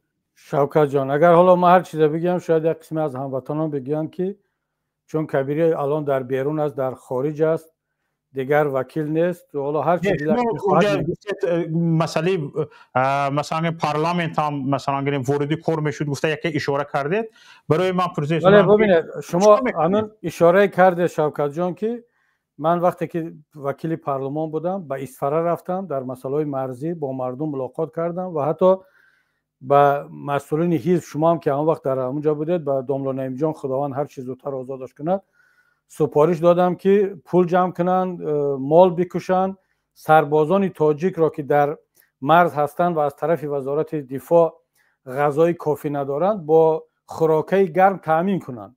یعنی اینجا رفته در همونجا سپارش داده بودم. چی رسد به آنکه 8 عائله کشته شد. وقتی که امید جان تاجیف کشته شد، شهروند اسفره، من رفتم به اسفره، رفتم به خانواده آنها سر زدم و به عیادت رفتم، همدردی کردم و مردم کلاب وقتی که آبخیزی شد، من همچون وکیل و همچون رئیس حزب رفتم به کلاب برای مردمی که در اون مصیبت گرفتار شدن. من مطمئنم چون رو وظیفه انسانی، وظیفه اسلامی، وظیفه وکیلی خود میدونستم که در این گونه حالت ها بروم به شهر کانی بادام در پهلوی مردم باشم، حداقل یک دلبرداری کنم و این کار رو حتما میکردم چون این کار رو کرده بودم پیشتر و این یگان چیزی بسیار هم قهرمانی هم نیست، این یک انجام مسئولیت است، دیگر چیزی نیست. اما چرا امروز وکیلان نمیروند؟ شاید 10 وکیل بخواهند که بروند، حتی همون وکیلانی از شهر کانی بادام هم باید میخواهند که صحبت کنند، در رسانه ها مشکلی رو بردارن، اما اینا میترسن همه. من مطمئنم که اگر مثل پیشینه یوسف جان احمدوف وکیل کانی بادام می بود، اون همکار سابق من، بسیار یک انسان شریف، زاده همین شهر کانی بادام، حتما اون مسئله رو میبرداشت، این جسارت رو داشت، این جوانمردی رو داشت.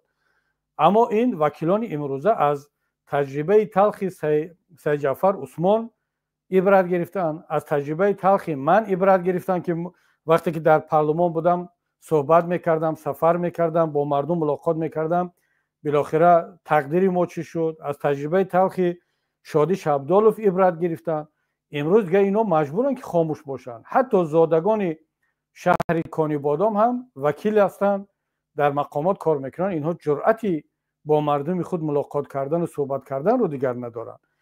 و من فکر میکنم که این هم یکی از دیگر بیماری های جامعه ما هست. چرا امام علی رحمان فکر میکند که اگر یک وکیل، یک رئیس حزب، یک وزیر، یک مسئول رفت با مردم ملاقات کرد، این علاقه در میترسد که این معروف میشود، پاپولار نمیشود با گفت مردم رو دوست میدارن، احترام میکنن و حتما نسبت این گونه وکیل، نسبت این گونه وزیر، نسبت این گونه ژورنالیست حتما یک چاره میاندیشد. من باور دارم وکیل اون طرف است، سیاستمدار این طرف است.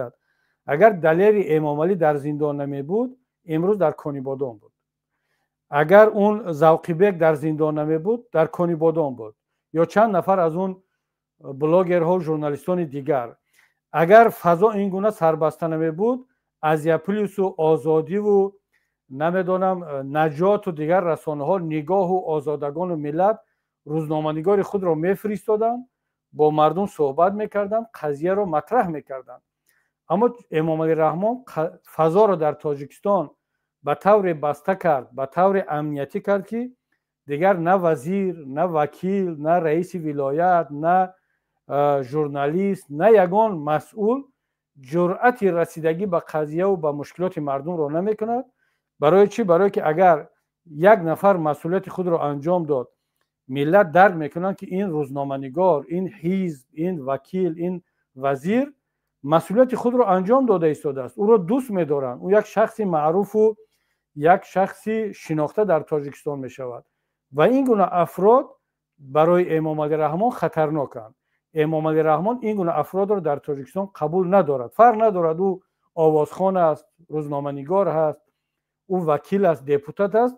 برای امام علی رحمان یک شخصی که ملت او را دوست بدارن، ملت او را اعتراف کنن، خطرناک حساب می شود و این پیام رو ملت گرفته است. دیگر وزیر هم میفهمد، وکیل هم میفهمد، روزنامه‌نگار هم میفهمد، حتی رئیس ولایت و رئیس ناحیه هم دیگر مرزهایش را میداند که در تاجیکستان باید چگونه رفتار کند تا اینکه در زندان نباشد یا اینکه مثل ما و شما رو مهاجر یا کشته نشود.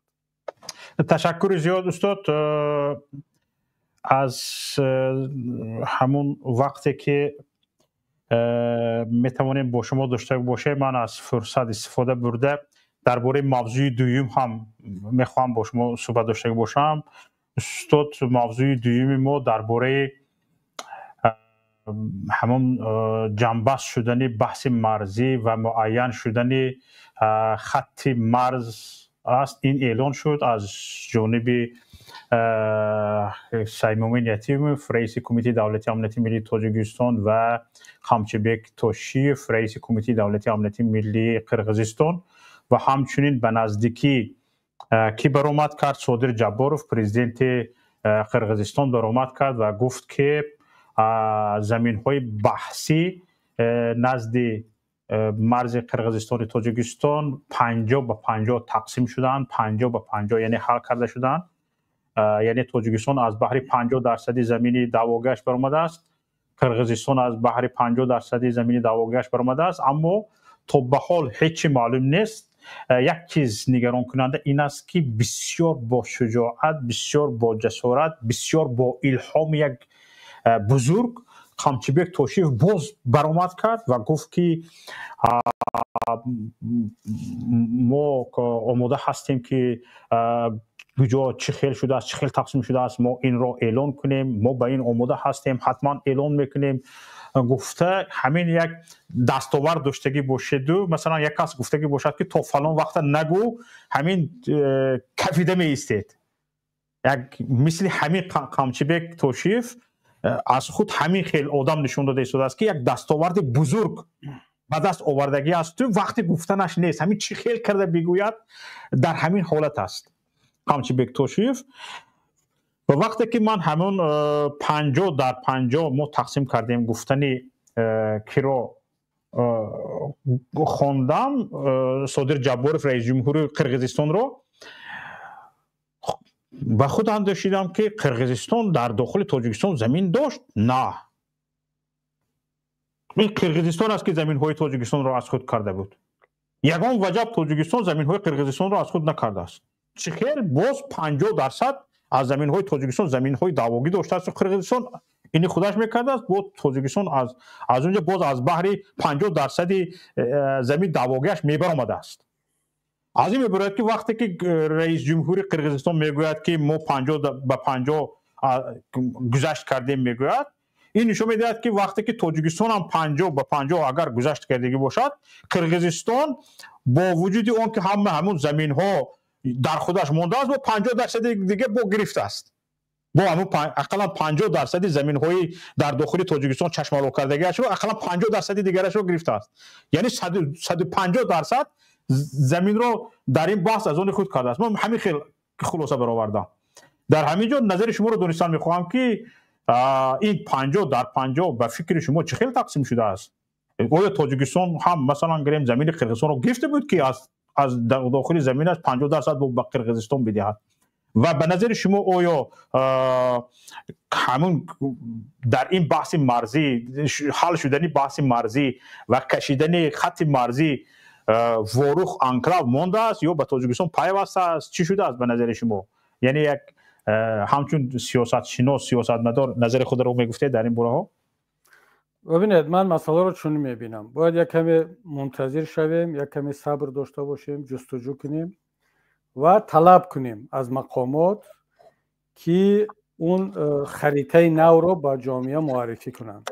از روی این خریطه نو بعد این تقسیمات 50 در 50 که مقامات قرقیزستان گفته ایستادن، آیا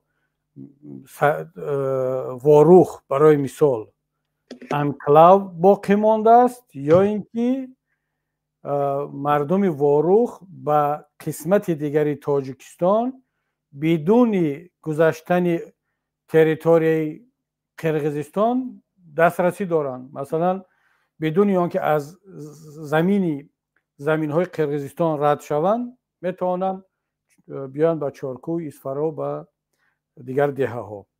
این رو باید طلب کرد، این رو باید دید و این خریطه رو با خریطه های قبلی مقایسه کرد، بخصوص با همون خریطه هایی که در اول مناقشه هم حکومت جمهوری تاجیکستان و هم طرفداران حکومت جمهوری تاجیکستان، بخصوص پروپاگاندیستا، مبلغان حکومت، با کف که دهان میگفتند با استناد به ارشیوهای زمان شوروی، به سندهای سالهای شوروی که تمام این زمینهای دعواگی بین تاجیکستان و قرقیزستان 100% مال حلال تاجیکستان هست در اساس تمام سندها، خریطه ها، و قرقیزستان هیچ حق دعوای به 1 متر زمینی مورد بحث بین قرقیزستان و تاجیکستان ندارد.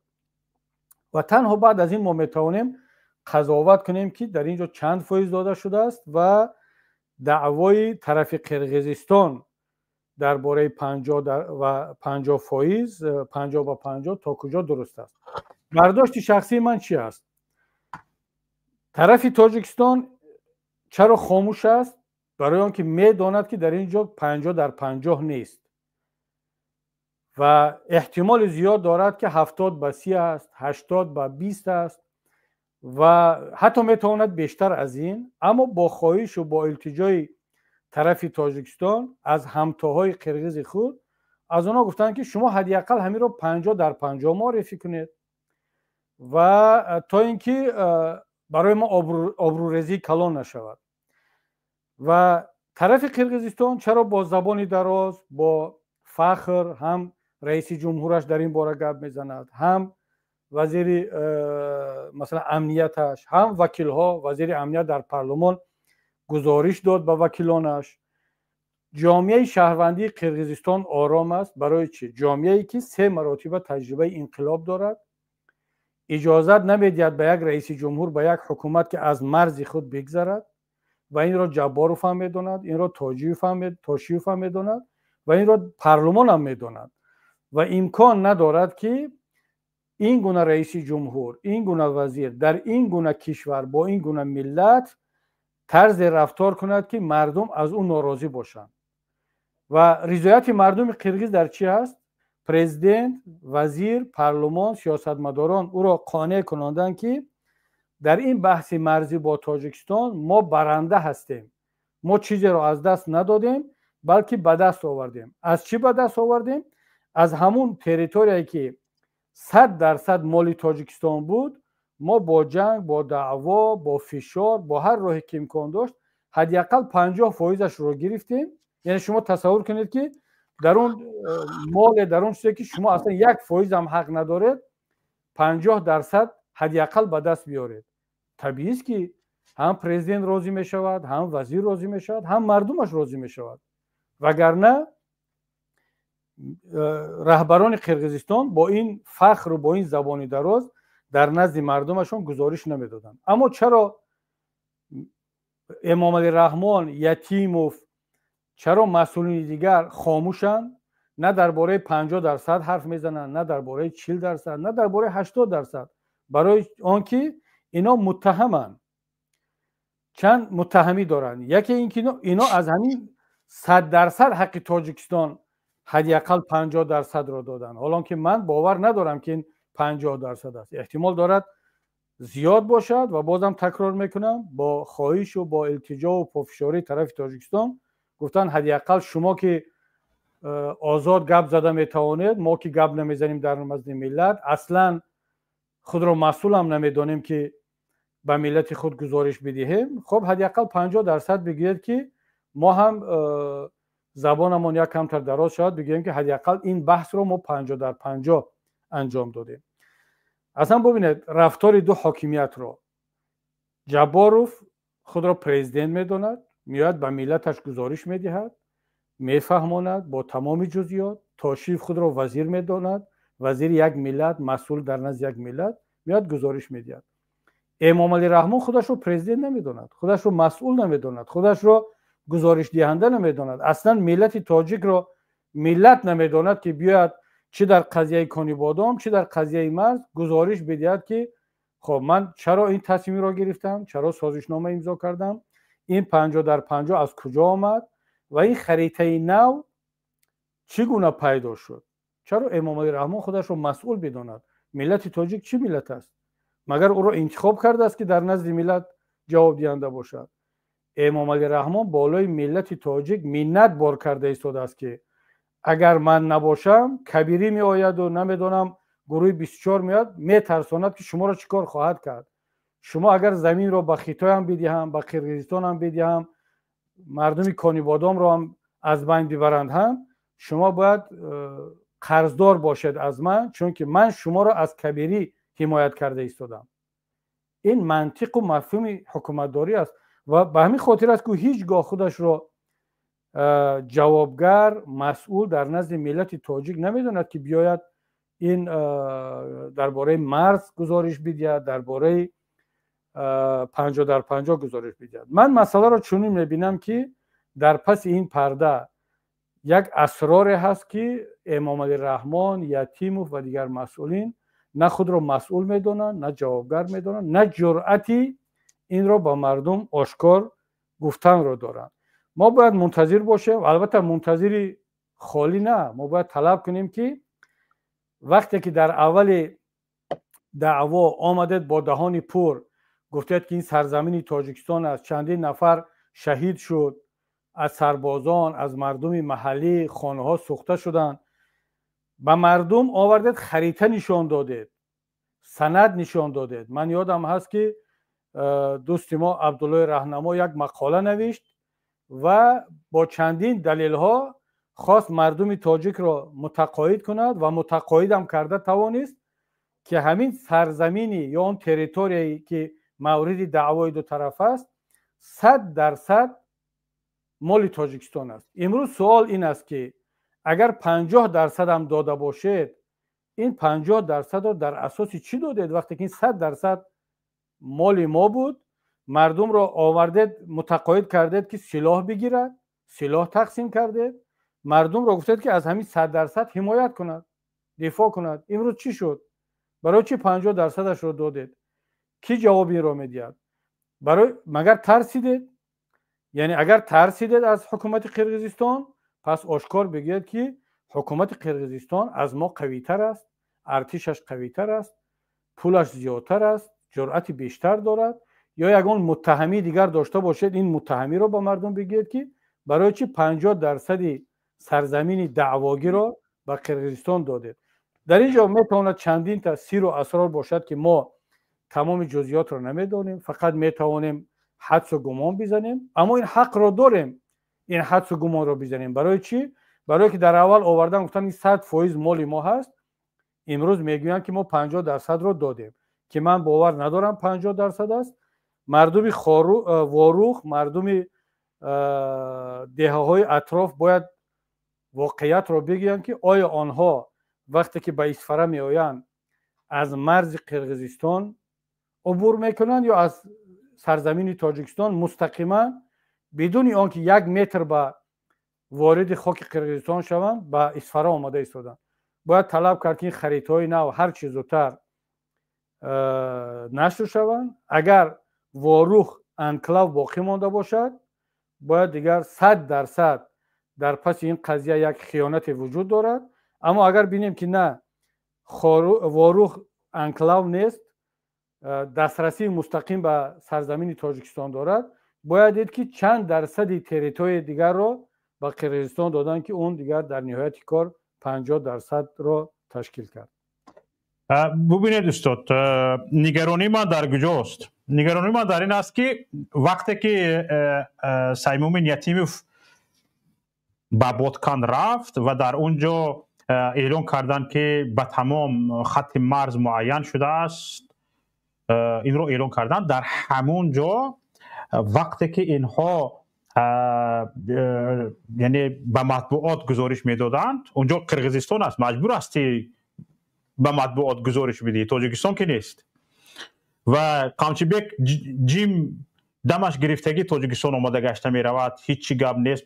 به نزدیکی هم در تاجیکستان بوده است، یگان در تاجیکستان بدنش حتی نفهمیدیم که بوده است یا نبوده است. خودش گفت که من تاجیکستان رفته بودم. لیکن وقتی که یتیموف به قرقیزستان می رود، مرده قطاری قامچیبک توشیف گزارش میتید در برش استوده. هر دو اینها گزارش دادن، یعنی سخنرانی کردن. قامچیبک توشیف در برآمدش همین معین کردن خط مرز را لحظه تاریخی عنوان کرد. دقت دید استاد تماشابینان عزیز، لحظه تاریخی عنوان کرد. وقتی که نوبت به سیمومین یتیموف اومده رسید، این سیمومین یتیموف به فکرم انتظار این نبود که مثلا قامچیبک توشیف گفت که ما به آخر رسانیدیم میخیل، بعد گپ‌های قامچیبک توشیف تصدیق کرده شده، لیکن میخواست یتیموف که حال همه چیز پخته رسیدگی نگوید، به همین گپ‌ها اشاره کرد. مثلا گریم گفت که خیر گفت و شنید فراگیر بوده، لیکن ما به زیر کمیسیه ها سپارش دادیم که این چیزها را تیار کنند و آماده کنند و این خیلی اون خیلی و هکذا ها. باز در دوامش گفت که ما به این سازشنامه بین دولتی تدریجا نائل میشویم.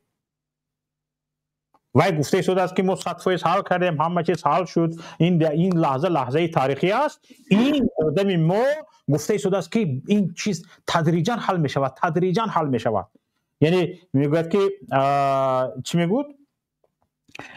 در دوام کار نوبت به مسئله سازماندهی حقوقی میرسد و ما تدریجا به سازشنامه بین دولتی تعیین سرحد دولتی بین جمهوری تاجیکستان و جمهوری قرقیزستان نائل میشیم. تدریجا گفته شده است. این یک کشف کردنی است. یعنی شوکت جان، مسئله جنبه روانی دارد، جنبه پسیکولوژی دارد. طرف غالب، طرف پیروز هر چه زودتر میخواد از پیروزیش درک بدهد، شادیانه بگیرد از ملتش، از مردمش، از روزنامه‌نگاران که من پیروز شدم، من گرفتم 50% رو. طرف مغلوب، طرفی که از دست داده است، میخواهد همین خبر مغلوبیت رو به درازا بکشاند، هر چه زودتر از اون اعلان نکند، بگوید که من هنوز شکست نخوردم، هنوز یک کم تر دیگر صبر کرد، هنوزم کار تا آخر تمام نشده است. این مسئله روانی است. طرف قرقیزستان گیرنده هست، به دست آورده است، خود را پیروز احساس میکنه. طرف تاجیکستان داده است، از دست داده است و بازنده است و این میخواد این رو اول که اعلان نشود، اگر اعلان هم شد دیرتر شود یا به یک شکل دیگر اعلان شود. و ببینید مسئله یک کمی فراتر از این است. حالا تنها مسئله یک زمین نیست، مسئله اینجا مناسبت های دو کشور است، دو ملت است. من اصلا شوکت و بینندگان محترم طرفدار آن نیستم که ما بیایم ملت قرقیز را، طرف قرقیزستان را، حتی حکومت قرقیزستان را که امروز در نتیجه این داد و گرفت یک قسمی زمین های ما با اون طرف میگذرد، گناهکار اساسی بدانیم. اصلا گناهکار بدانیم. چرا؟ برای که اونها طبق منفعت های ملت خودشون کار کرده ایستادن. اونها مثل هر دولت دیگر در نزد ملت قرقیز وظیفه دارند، جوابگوان. و اگر ملت تاجیک یک حکومتی رو انتخاب میکرد، یک رهبری رو انتخاب میکرد که دقیقاً مثل جاباروف رفتار میکرد، دقیقاً مثل تاشیوف رفتار میکرد، ما امروز فخر میکردیم، میگفتیم که خب مسئولیت خود رو خوب انجام داده ایستاده است. از نگاه شهروند قرقیزستان، از نگاه یک همسایه داری، من فکر میکنم ما باید تلاش کنیم که مناسبت های دو دولت، دو ملت همیشه دوستانه باقی بماند و از استفاده همه گونه الفاظ قبیح نسبت همسایه کشور، نسبت مردم قرقیز باید خودداری کرد و باید اعتراف کنیم که این ما هستیم که باخته ایستاده ایم، نه اینکه قرقیزستان پیروز شده ایستاده است. ما باخته ایستاده ایم این نبرد مرزی را، این داد و گریف را.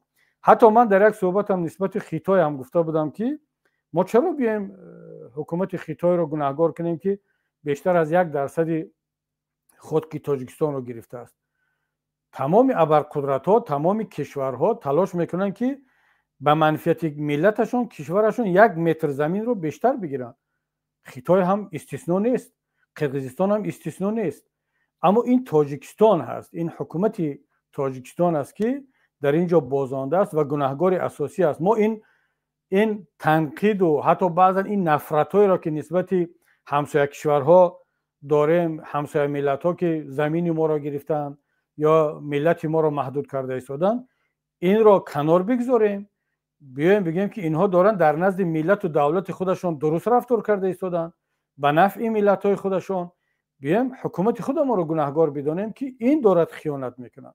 بنابراین من در اینجا با کمال تأسف، با درد میگویم که ما باختیم، ما باخته ایستادیم و خدا را شکر که بین ما و ازبکستان دیگه دعوای مرزی نیست.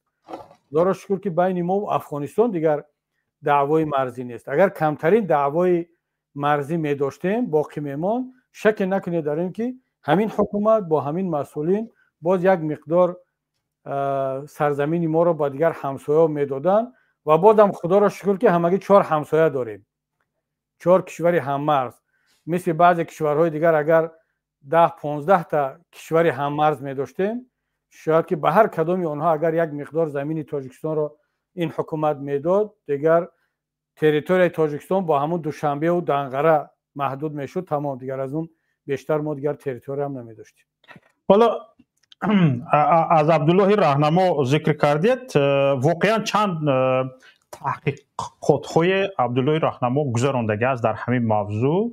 پیش از همه باید همین کار علمیه که برده شده است، تحقیقات علمیه که برده شده است، من تشکر عرض میکنم به ایشون که از شخصای کمترینی بودن که در این باره کار کرده است. واقعا عبدالله راهنما 10 نفر در این بابت کار میکردن. او گفت که همون مساحتی که از مساحت تاجیکستان به قرقیزستان گذشته است شاید از مساحت شهر دوشنبه ناحیه‌های تابع کلانتر باشد. حالا 200,000 گکتار گفته بود که یادم نیست، به فکرم همین 200,000 گکتار گفته بود. اکنون اگر از حساب عبدالله رهنمون نگاه کنیم، از همین 200,000 گکتار اقلا 100,000 گکتارش به تاجیکستان برگشته است، 50%. از حسابی که صادر جبارов اعلام کرد، از همین 200,000 گکتار که قرغیز گرفته است، اقلا 100,000 گکتارش برگرداندن دادگی است. یعنی دوشنبه برابر یک استاتوس یک ولایت رو دارد در تاجیکستان. یعنی نیمی یک ولایت برگشته است به تاجیکستان. نیمی شهر دوشنبه، مساحت نیمی دوشنبه در یک ناحیه اسفره، مثلا در ولایت سوق، نیمی مساحت شهر دوشنبه به تاجیکستان برگشته است از حسابی اعلام کرده صادر جبارov. به نظر شما تو چند اندازه این واقعیت دارد؟ ببینید، بعضی افراد، بعضی دایره ها واقعا قدرتی قانع گرداندن شنونده ها و خواننده خود را دارند. مثلا با قدرت منطق، بیان، و این گونه افراد را معمولا جلب میکنن برای کارهای تبلیغاتی و ایدئولوژی، برای متقاعد کردن مردم. و این گونه افراد قوی، قدرت بیان داشته، قدرت منطق داشته، خیلی زیاد از طرف حکومت‌های دیکتاتوری در طول تاریخ مورد استفاده و گاه مورد سوء استفاده قرار گرفتند. و همین بود که در دربار شاهان، در کسانی که نیاز به تبلیغ و تعریف و شخصیت سازی داشتند، شاعران قوی، مداحان و کسانی که قدرت بیان دارند، قدرت قلم دارند، منطق قوی دارند و می توانند حتی بعض افسانه و بعض سفسطه ها را هم در قالب یک منطق و در علم و فلسفه به نمایش بگذارند، اینا رو جلب میکردن. وقتی که لازم بود، همین دوستان ما با قدرت بیان، با قدرت قلم آمدن جامعه تاجیکستان را متقاعد کردند که این سرزمین تاجیکستان از طرف همسایه کشور غصب شده است. باید شما با پا بخیزید، باید سلاح به دست بگیرید و بجنگید. و باز همین وقتی که سپارش سیاسی می شود و همین گروه می تواند با قدرت بیان مردم را متقاعد کنند که همین باخت پیروزی هست و ما از اون 100% که مثلا قرغیزا دعوا داشتن یا باید از ما میگرفتن، ما 50%ش رو کشیده گرفتیم. خب 100% موفق نشدیم، ولی حداقل 50%ش رو گرفتیم که این هم خودش یک پیروزی هست. و این در مقابل چین نه، این در دقیقاً همین منطق رو در 10 سال پیش در مسئله چین هم استفاده کرده بودن که گفتن چین تا خاروق دعوا دارد، ما این یک پیروزی کلان به دست آوردیم که مثلا فقط یک مقدارش رو دادیم. خب در مقابل چین، قرغیزستان که چین نیست، با اون قدرت ندارد و اهالیش هم از ما 3 میلیون کمتر است. خب پس این منطق دیگه در برابر قرغیزستان به درد نمیخورد، نتیجه نمیدهد. برای آنکه خب میشه گفت که چین قوی هست، یکی از دومین ارتش بزرگترین دنیا را دارد، اقتصاد دوم جهان را دارد، 1.5 میلیارد اهالی دارد. ما کی هستیم در پیش چین که دعوا کنیم؟ اما این منطق دیگه در برابر قرغیزستان که از ما 3 میلیون کمتر است دیگر به درد نمیخورد. و اگر هر کسی هم تلاش کند بخواهد ما را متقاعد کند که در اینجا یک پیروزی هست، ما میگیم حداقل خودت را، همون خودت که چند سال پیش ما را متقاعد میکرده که 100% این تریتوری به تاجیکستان تعلق دارد، اول خودت را متقاعد کن، اول بیا با اون تناقضا به خودت جواب ده، بعد به مردم تاجیکستان. بنابر همین من بعید نمیدونم که باز با همین منطق حالا همین را بخواد تلاش کنن که بیان ما را دیگر خیلی فهمونن، اما دیگر ملت اون ملت پیشینه نیست و این تاریخ هم تاریخ چندان دور نیست. این حرفای همگی 2-3 سال پیش است که در این باره گپ میزدن، مردم رو بسیج میکردن. بنابر همین من بعید نمیدونم که همین منطق را استفاده خواهند برد، اما باورم این است که مردم دیگر به این افسانه باور نخواهد کرد. تشکر استاد.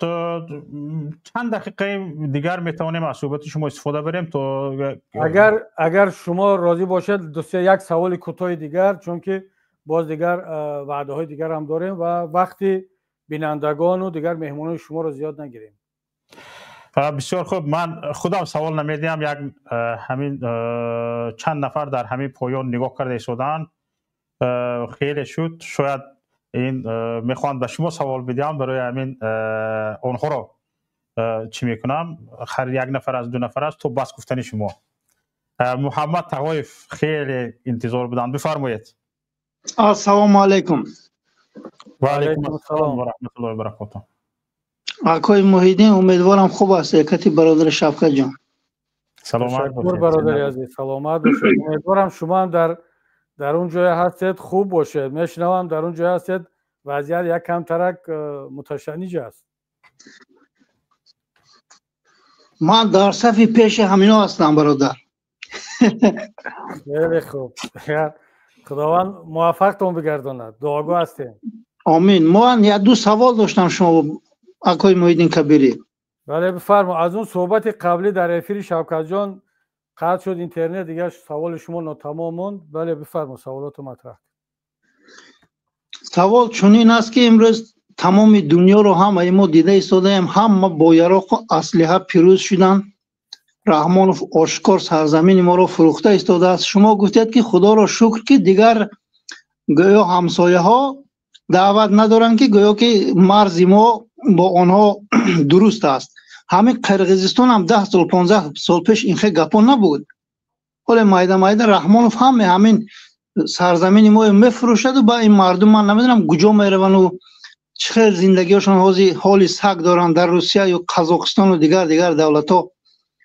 آخه همه دنیا همه خسته با یراق و با سرجمی یعنی پیروز شده سن. ما تا که این خیلی گم میزنیم برادر محیدین کبیری. سوال من همین بود شما با تشکر. سلامت باشید برادر محمد. بسیار سوال مهم است. ببینید مهم که یک ملت بالای ظلم بالای دیکتاتور پیروز شود.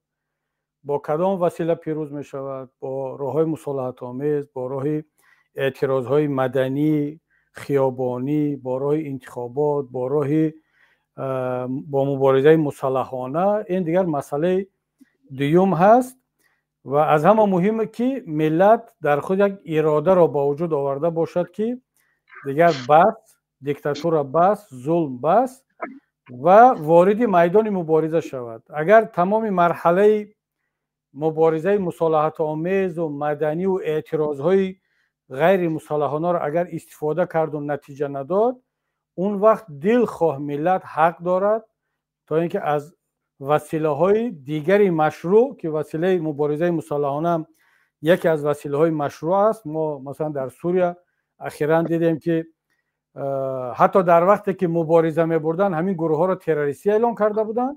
وقتی که با واسطه سلاح پیروز شدن، حالا یک پس دیگر دولت ها سازمان ها آماده هستند که همین گروه مردمی پیروز را از روی خط سازمان های تروریستی بیرون برارند و هیچ کس نمیگوید که مردم سوریه حق نداشت. این حق مردم سوریه نبود که بر ضد دیکتاتور، بر ضد یک دوست، و امروز معلوم شد که چقدر مالکیت مردم سوریه را دزدیده است و چقدر دهشت‌های در زندان‌های سوریه داشتند که تا از قدرت رفتن این نظام مردم جامعه جهانی از دهشت‌های زندان این خانواده و این حکومت آگاه نبود. من مطمئنم که امام علی رحمان از قدرت برود، شما بعد اون دهشت و فاجعه های زندان های تاجیکستان مردم تاجیک را 10 برابر بیشتر بودن از سوریه را شما بعدا خواهید دید. پس چی باید کرد دوستی عزیزم؟ اولی که باید ملت تاجیک به این قناعت برسد که دیگر بس باید که بر علیه این حکومت ظالم مبارزه برد. سوال من این است که در حال حاضر اگر ما از روی وجدان و انصاف و صمیمیت با هم صحبت کنیم، چند درصد ملت تاجیک به این قناعت رسیده است که با راههای مصالحت آمیز است، با قلم است، با سخن است، با سلاح است، علیه این رژیم باید مبارزه برد؟ 3%، 5%، 10%، 20%. چون که اگر یک گروه از یک عده از مبارزین در صحنه این 10 سال شد مبارزه برده ایستادیم با سخن، با قلم، با فعالیت‌های گوناگون ولی معنی ندارد که مبارزه ما و شما این تبدیل به یک مبارزه ملت شده است. در سوریه پیروز شدن وقتی که ملت برخاست، وقتی که دیگر ارتش احساس کرد که در مقابل ملت قرار دارد، ارتش نخواست دیگر ضد ملتش آتش بکشاید. حلب، حما، حمص و بالاخره دمشق یکی پس دیگر در 11 روز فتح شدند. برای چی؟ برای که دیگر ارتش، پلیس، امنیت به این نتیجه رسید که از یک نفری دوست، از یک خانواده دوست حمایت کردن معنی ندارد. اینها ملت نیستند، ملت در اون طرف سنگر است. ما و شما شاید که باز یگان سال دیگر، نمیدونم یگان ماه دیگر با مردم صحبت کنیم، کار کنیم که مردم متقاعد شود که ما جزئی ملت هستیم، ما خیر ملت رو میخواهیم. ملت امام علی رحمان نیست، ملت همین خانواده و همین حکومت دوست نیست. اگر ما به این نتیجه رسیدیم، این دستاورد رو داشتیم، برادر محمد مطمئن باش که نشانه های این را ما در رفتار ملت، در کردار ملت احساس خواهیم کرد. ملتی که یک گروه جنایتکار معلوم نیست که حالا از خود حکومتداران است، یگان گروه جنایتکار است، یک شهر را یک سال شد ترور میکند، 8 خانواده را از بین برده است. ملت واکنش نشان نمیدهد که خودش را در مقابل همین حکومت و همین گروه جنایتکار حمایت کند. شما باور دارید که همین ملت نیم خواب و نیم بیدار و در حالت کام بوده با دعوت من و شما فردا به خیابان میریزد، ضد رحمان آن کار میکند؟ من باور دارم برادر محمد که حالا ما در آغاز راه هستیم، در اولی ماراتون هستیم. باید با سرعت بلند، با قاطعیت یک مدت کوتاه دیگر با ملت کار کنیم، با ملت صحبت کنیم، این دعواها و این رزبارک‌های داخلی اپوزیسیون رو کنار بگذاریم. من واقعا تا اون روزی که اپوزیسیون دعواهای داخلی، این کی بیرود و کی بیماند و کی چیکار کند و اپوزیسیون اول و یکم و دیوم کی است کنار نگذارد، مثل مردم سوریه در اطراف یک هدف اگر متحد نشود، همون روز ملت تاجیک درک کرد که اپوزیسیون تاجیک یک هدف دارد. نمیگویم در یک حزب متحدند، اما در یک هدف متحد هستند، یک برنامه عملی مشترک دارند. ملت در پهلوی مخالفین، مبارزین قرار خواهد گرفت و من مطمئنم که نشانه هایش را هم حکومت درک میکند، هم مردم و هم جامعه جهانی. تشکر اکا جان. قبول گپاتون. یک سوالی کوتاه دیگر مون همین جواب دید. مایلش گفتیم رحمانوف خائن، زمین فروش، خیانت دارد برای مردم مظلوم تاجیک. آنقدر گنرال و پروکورور و شخصانی که در بری وی هستند، آنها دلشان نمیسوزد برای سرزمینشان، برای مردمشان، برای آنقدر قتل و کشتار بیرحمانه؟ آنها نمیتوانند با شما یعنی در تماس برن، یعنی با مخالفین یک کمک کنن و همین ظالمای ما از بین بریم اکا؟ تشکر.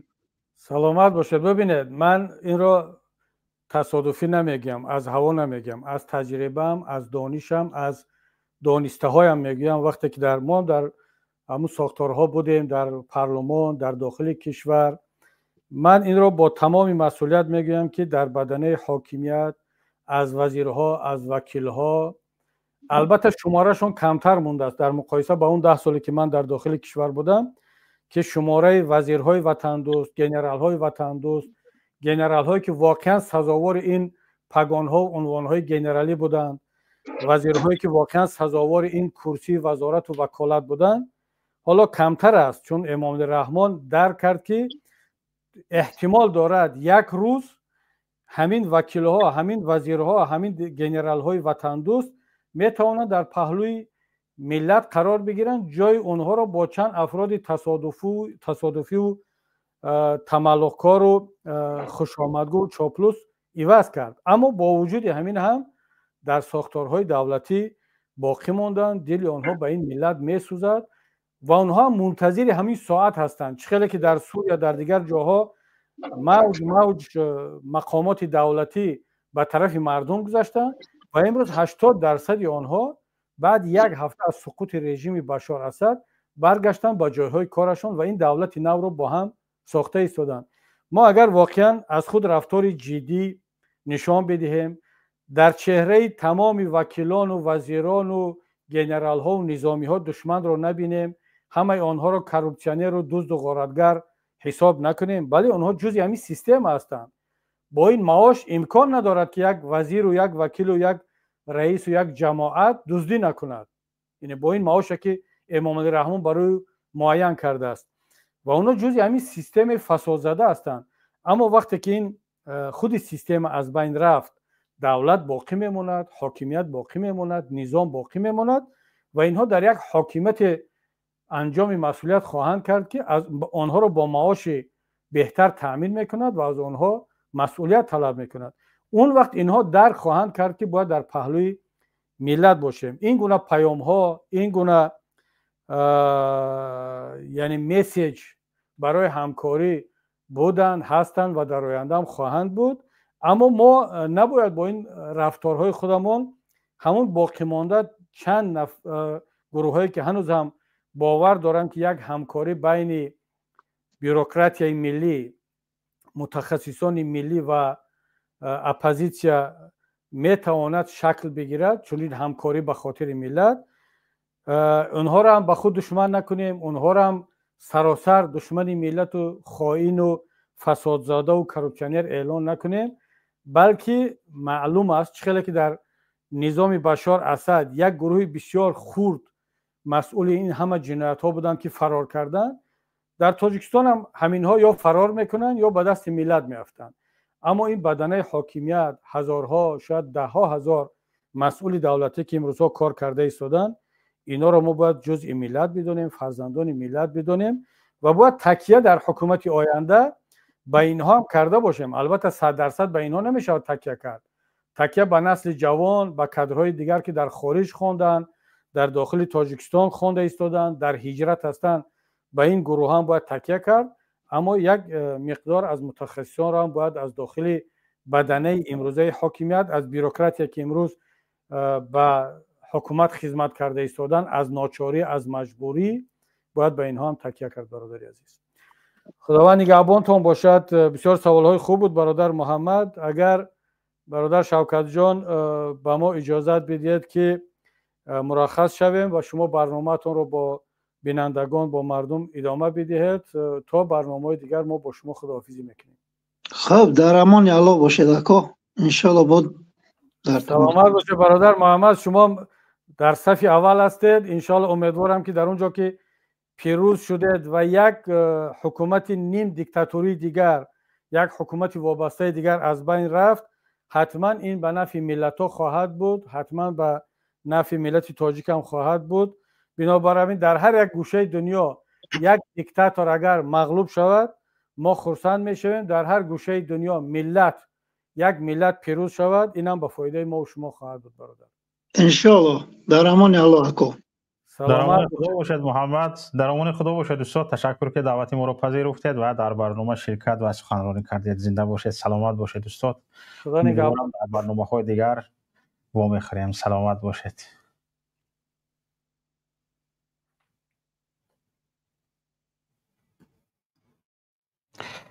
خب تماشاگران عزیز، برنامه رو ادامه می‌دهیم. برنامه رو از کجا ادامه می‌دهیم؟ اول یک برادر خیلی شد انتظار هستند، شاید به استاد سوال داشتند و شاید یگان سخنرانی کردن میخواستند. ایشون رو گوش میکنیم، بعد از آن باز برنامه رو از همین جایی که اومده رسیده بودیم از همینجا دوام میدیم. غریب بچه بفرمایید، ما شما رو گوش میکنیم. عزت الله دادوبایف برادر عزیز، پیش از اون که غریب بچه به سخنتی هم میخواستید سخنرانی کنید، چون به شما سخن دادن امکانیت نشد که شما بیرون برآمدید. اگر فرصت داشته باشید وارد شوید، حتما صحبت میکنیم. خیلی ما شما رو منتظر کردیم، معذرت میخوام از شما برادر عزت الله دادوبایف. و حالا غریب بچه همینجا باشید، میکروفونتون رو فعال کرده گپ زنید. حالا میکروفونتون رو من فعال کردم، گپ زنید. سلام علیکم. و علیکم السلام و رحمت الله. خدا کنه شما استاد سلامت باشین. اکا شوکت جان زنده باشید. تشکر، بفرمایید. در خدمت ما. از همین با سخنوی استاد بسیار یک بهره خوب بودیم. فکر و фикрошон мазмунои хуб доштак. Ман ҳаминҷа як ман ба устод савол надоштам, мехостам як фикри шахсии худма гуфта бошам роҷиб ба ҳамон масъалае ки масъалаи сарҳад. бале. хоб ин як хоб фикри шахсии ман боварӣ дорам ки бисёри мардуми тоҷик ҳамфикри ман ҳастанд роҷиб ба ҳамин масъалае ки ҳозир ҳукумати Қирғизистон аз ноӯҳдабароии ҳукумати Тоҷикистон истифода бурда ҳамин масъаларо ҳамин хел ба тариқи ба фоидаи худшон ҳаллу васл карданд. ба он хотире ки як чизи оддӣ мана мақсад ки ҳамин хел дар дилам дар фикрам чарх зада места ки хоб ҳозир имрӯз оппозитсияи Тоҷикистон мардуми муборизи тоҷик як нозукие лозим дорад дар сарҳадҳои Тоҷикистон ки хоб як тайёрӣ бина барои мақсад ки переворот ба забони русӣ бигем организоват кардани мақсад ҳамин чизора ба реалӣ пешнишон додан ба мардум. хоб аз ҳамин нозукӣ аз ҳамин тарси ҳукумати Тоҷикистон ҳукумати Қирғизистон ман фикр дорам ки истифода бурду ҳамина дар ҳамин замон дар ҳамин вақт замон мақсад ки амалӣ гардонд ба фоидаи худаш. хоб мехостам ба ҳамон ҳукумати Қирғизистон ва ба мардуми шарифи Қирғизистон расонда бошам ки хоб шумо фикр накунед ки ба ҳамаи ин чизое ки мақсад ҳозир рух додаистай мардуми оддии тоҷик хоб розиянд ва ҳамаи ин масъалаҳо дар ояндаи наздик иншоаллоҳ худо хоста боша вақте ки як ҳукумати мардумӣ ба сари қудрат мебиёяд аз сари нав баррасӣ мегарданд. якташ ин манам ки мақсад то вақте ки ман гарчанде ки ай вилояти суғд набошам мардуми хатлонзаминам но барои ҳар як ваҷабе ки дар онҷа мақсад ба манфиати давлати Қирғизистон гузаштагиай ино ҳамаш аз сари нав баррасӣ мешаванд новобаста ки ба чӣ тариқ бошад ба тариқи мақсад сулҳомез боша ёки ба тариқи дигар вариантҳое ки мақсад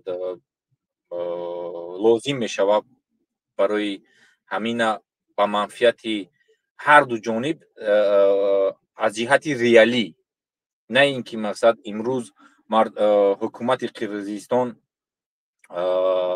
бо як дили пур баромада мақсад ба мардумаш расона ки мо мақсад ба ҳамин дастовард ноил гаштем мақсад дар оянда иншоаллоҳ ки хоб ин масъалаҳо ҳамин хел ҳалли худша меёбад ки ҳукумати Тоҷикистони морам ба сари баланд ҳамин хел биромада гуфта бутонад ки ой мардум ана хоб ин ҳамин масъала ҳамин хел ҳал васл шид ва мардум ҳам розӣ бошанд. нигаҳбонтон боша сарбаланду хонаобод зинда бошед. ташаккури зиёд бародар азиз. дӯстони азиз ҳамин ҷо ба суханронии ин бародари гиромиямон абдуллои раҳнамо гӯш медиҳем баъд барномаро давом медиҳем. дар ин лаҳзае ки мо шумо суҳбат мекунем дар соли 2022 тибқи ҳамаи ҳисобҳо 211,000 гектар замини қонунии ҷумҳурии Тоҷикистон дар ихтиёри кишвари ҳамсоя қарор дорад. ин рақам ду хусусият дорад. яке ин ки ин рақам рақами расмиест ки давлати ҷумҳурии Тоҷикистон дар симои вазири корҳои хориҷаи ҷумҳурии Тоҷикистон дар минбари созмони милали муттаҳид садо додааст ва ба ҷаҳониён эълон кардааст. و اگر شما سخنرانی وزیر کارهای خارجه جمهوری تاجیکستان از 23 سپتامبر سال جاری در مجمع عمومی سازمان ملل متحد را دقت کرده باشید، در اونجا وزیر گفتن که قرقیزستان 211,000 گکتار زمین ما رو حالا در اختیار دارد و میخواد اون رو رسمیت بخشیده از خود کند.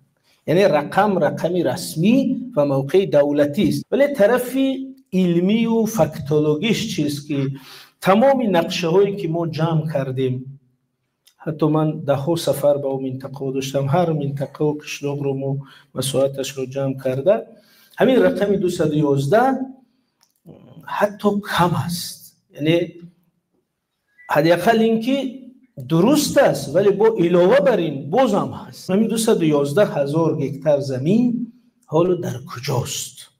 منظره بحث همین است. 3 منطقه با رنگ زرد اگر توجه کنید، در بالا ما یک منطقه 84,000 گکتار زمینی داریم که بخش از جماعت خسته‌ورزی ناحیه باباجان غفورов است. این 84,000 گکتار اگر شما به خریطه ها توجه کنید تقریبا 40 سال 50 سال پیش خاک تاجیکستان بود، ولی کم کم به منطقه قرقیزها تبدیل شده. حالا از این راه ماشینگذاری که حتی از کنار بحر تاجیک قیراقو میگذره همونجا تقسیم کرده، از راه اون طرف شده از قرقیزستان. بنابراین این یک منطقه است که بدون هیچ سندی رسمی در اختیار کشور همسایه قرار دارد. دوم، منطقه دوم 56,000 گکتار در کوهستان اندرک از ناحیه مسچای کوهی، این منطقه پایین زردی پایین. این منطقه چرا زیاد در رسانه ها مطرح نمی شود؟ زیرا اگر اون دو منطقه سیر آدم و محل بحث و نزاع انسان ها باشد، منطقه اندرک اهالی نشین نیست، عادتا کوهستان و جنگل هست، برای این بحثش کمتر میشه. اونجا شاید یگان وقت یگان شکارچی رو میقپن یا یگان نفر سیاه رو، ولی در عموم مرد یا چوپان رو، ولی بحث‌های اساسی در منطقه‌های سیر اهالی است. این منطقه دوم. سوم بخش بسیار بحثناک و کلان و مهم استراتژی، این 61,000 گکتار زمین از حساب زمین‌های شهر اسفره است. اون طرف سوم زرد. و شما اگر دقت کردید اون طرز گرفته شده است که در نتیجه جماعت واروخ از خاک اساسی تاجیکستان جدا شده است. اون سفیدی که در درون مانده است این جماعت واروخ است و اون زردی که گردش هست منطقه اشغال شده از حساب واروخ و اسفره، 3 جماعت. خب اینجا زمین ها از حساب جماعت سرخ، جماعت چارکو، جماعت واروخ به تدریج به اختیاری قرقیزستان گذاشتن. این منطقه سوم. و همچنین یک 10,000 گکتار دیگر در همین خود منطقه باباجان غفورov در بخش اوفچی قلچه، در نوع جبور سروف، در نوع سپیتامین، در نوع کمونی بودوم، بعضی منطقه مورد بحث است. در عموم همین منظره عمومی بحث. تصوری ما با یک قیاس بسیار استوار شود. من در این مقاله گفتم که خوب تماشاگران عزیز، 211,000 گکتار، 86,000 گکتار از ناحیه باباجان غفورov، با 60 چند هزار گکتار گفتند آقای عبدالله رهنما از ناحیه اسفره، با چقدر دیگر 10,000 گکتار می همین خیل از اندرق. در عموم 211,000 گکتار زمین ما در دست قرقیز ها بوده است. حالا دوستان عزیز، صادر جبارov گفت که ما 50 به 50 حل کردیم. 50% ما زمین خودمون به تاجیکستان دادیم، زمین بحثه 50%ش تاجیکستان گذشت کرد. اکنون نگاه کنید تماشاگران عزیز. خب فرض کردیم صادر جبارov و مثلا امام علی رحمان قانع کردگی است. منه رادیو آزادی خبر داد که صادر جبارов گفت که منطقه های بحثناک 50 به 50 تقسیم شدند. اکنون فرض کردیم حال تاجیکستان از داخلی قرقیزستان چی گرفت نمیدونیم. از داخل قرقیزستان چی گرفت تعیین نه. یعنی قرقیزستان هم 50% مثلا گریم از داخل زمینش دادگی باشد. از مثلا گریم از داخلی فقط از داخل زمین تاجیکستان باید تاجیکستان اگر 50 به 50 تقسیم شدگی باشد از بحر 50% زمینش برآمدگی باشد اگر تقریبا 100,000 گکتار 105,500 گکتار زمین برگرداندگی است. 105,500 گکتار زمین برگرداندگی است. اگر چنین شدگی باشد 66,000 گکتار زمین اسفر 100% به تاجیکستان گذشتگی است. واروخ دیگر انکلاو نیست و باز تقریبا 40,000 گکتار دیگر از زمین نوحی باباجون غفوروف به تاجیکستان گذشتگی است. از قرقیزستان به تاجیکستان گذشتگی است. 40,000 فرض کردیم 40,000 گکتار از زمین نوحی قستکوز نوحی باباجون غفوروف قستکوز و همین جاها و نوحی اسفره 66,000 گکتار زمین که به دست به جمهوری قرقیزستان گذشتگی است همش رو تاجیکستان کشیده گرفتگی است و دیگر واروخ انکلاو نیست و دیگر او منبع آبی هم از اون تاجیکستان هست. این چرخه‌ای که در دهه سوخ است اون هم از اون تاجیکستان شدگی است و خیلی یک دستاوردی بزرگ است. اکنون سوال به شما تماشابینان عزیز، تا چی حد شما باور دارید که همین گونه حل شدگی است؟ سوال به عبدالله رهنما، سوال به امام علی رحمان، به سیمومین یتیموف که آیا شما از همین 211,000 گکتار زمینی که دعوا کرده در منبر مجمعی سازمان ملل متحد دعوا کردید 100,000 105,500 گکتارش رو گردانده گرفتید یا نه؟ 105,500 گکتارش رو گردانده گرفتید یا نه؟ نگاه کنید 50 میگوید که 50 به 50 تقسیم شد. ما مگر به داخل قرقیزستان درآمد زمین گرفته بودیم که 50 به 50 تقسیم می شود؟ اگر گفتی صادر جبارов درست باشد شما 50% زمین های دعواگیتون رو گردانده گرفته از داخل زمین قرقیز به شما چی داد؟ 50%. قرقیزستان از داخل زمینش به شما چی داد؟ 50%. تو بیکوبود رفتید. از این میبرود که نمی بیکوبود از ما شد. بیکوبود یک ولایت یک نوحیه چه بود؟ شما ولایتش کردید. 211,000 گکتار زمین تاجیکستان گرفت. نوحیه بیکوبود ولایت بیکوبود شد. همین بی سرنوگی شما، بی مسئولیتی شما، بی پرواگی شما، خال بیغمی شما یک ناحیه کشور همسایه قرقیزستان را ولایت کرد.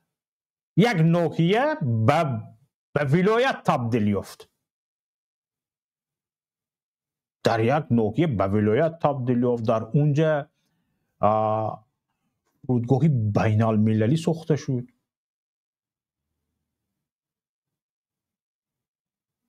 همه می رفتن روسیه رفتنی شوند با ماشین کتی غیر می گذاشتن بیکوبود، از بیکوبود اوش می پریدن، از اوش مسکو، یکاترینبورگ، سنت پتربورگ، نوسیبیرسک با آسه یک حصه پولی بلیت تاجیکستان پرواز میکردن با نرخ ارزان ترین مردم. 211,000 گکتار زمین تاجیکستان رو گرفته یک ناحیه به ولایت تبدیل یافت. اکنون شما باید از روی گفتی صادر جباروف اگر قیاس کنیم 100,000 گکتارش رو اقلا گردونده گرفته گستید. حالا اگر شما همین 100,000 گکتار گردونده گرفتگی باشید، از داخل قرقیزستان هم باید یگان زمینش چشمالو کرده نیمی چشمالو کردگیتون رو 50% رو گرفتنتون در کار. بعد گپی صادر جباروف درست میبیاید. یا همین 211,000 گکتار درباره فقط داخل تاجیکستان گپ زدیتون، از بحر 50%ش گذشتتون، 50%ش حد کرد به همین شد، خلاص به خلاص شد می چخیل سیمومین یا تیموف چخیل. انا همین جا مردک بودن تو حل میشد، تعیین میشد. تو خونه مردکا به کامera مانده سانتیمتری اسباب مردکوی تماشا کرده نمیتونی.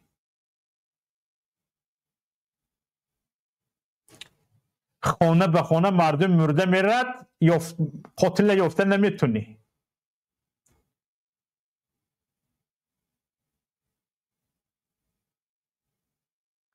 تو اسب سواری مردکوی در داخل خونش کامera کرده در تلویزیون تاجیکستان نشون داده میتونی.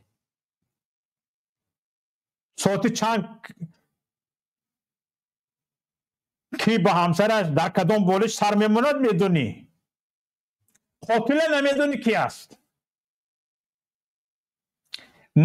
بحثی مرزی میگوی دستت میلرزد و میگوید لحظه تاریخی شد. تی میگوی نه لحظه تاریخی نه، حالا تدریجا حل میشد. مردکی تا اینجا تعیین میشد.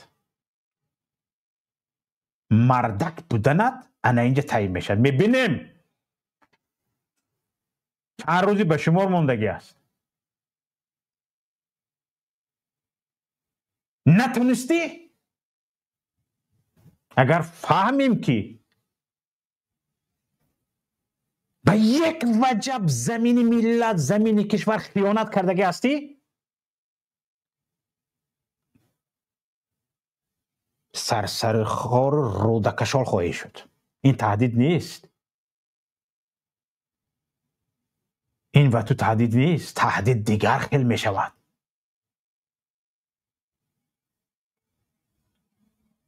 این به تو آگاهی است. حالا وقت داری این 50 تقسیم شدگی، چخیل تقسیم شدگی یاب. قطعی عبدالله رهنمو رفته، قطعی وزیر کارهای خارجی صحبت کن. چیکار کردیم بگو. این 50% از کجا مردم یافته میدیم؟ از داخل این 211,000 گکتار. در این باره فکر کن. تو نمیگویی قمچیبک جانانه کرده به پارلمانش به نزدیکی گزارش میدید. قلمفور موندگی برین میشی. تو گپ نمیزنی رئیس جمهور پیشوایی لندهورت گپ نمیزند، صادر جباروف گپ میزند. چی خیل تقسیم شد 50 خریطه و برآورده نشان میدهد به مردمش. نشان نتیهد و بینه در قرقیزستان. قمچیبک توشیف حالا دوبار برآمد کرد. دوبار وعده داد که حتما وجب به وجب به مردمش به پارلمان نشان میدهد، گزارش میدهد که حتما به فایده قرقیزستان بحث مرزی حل شده است. خط مرزی به فایده قرقیزستان کشیده شده است. این رو قمچیبک توشیف وعده کرد. صادر جباروف گزارش داد. شما جیمت 211,000 گکتار 50%ش 105,500 گکتار می شود. همین 105,500 گکتار خریطه هاش معلوم در کجا. به شما عبدالله رهنما نشان داد که این از کجا قرقیزستان گرفتگی است. ما با قرقیزها یگان مشکلات نداریم. در آینده تصورات من این است که حکومت نو که به میان می‌آید به همه کشورهای همسایه مناسبت حسنه برابر بر رخ میماند. من به این باوری هستم و یگان وجب زمین کشور رو این خیلی آیسته چوپان قرقیزستان، دهقان قرقیزستان به ارنده گرفته سانه از خود کرده، این خیلی گپ راه نمیرد. بعد این خیلی رنگی عبدالله رهنمایی و وزیر کارهای خارجی و سیمومین یتیموف و اینا گریه کرده نمیگردد. ملت خودش حفظ میکند. چرا این آهسته زمین ها از خود شدگی هستند؟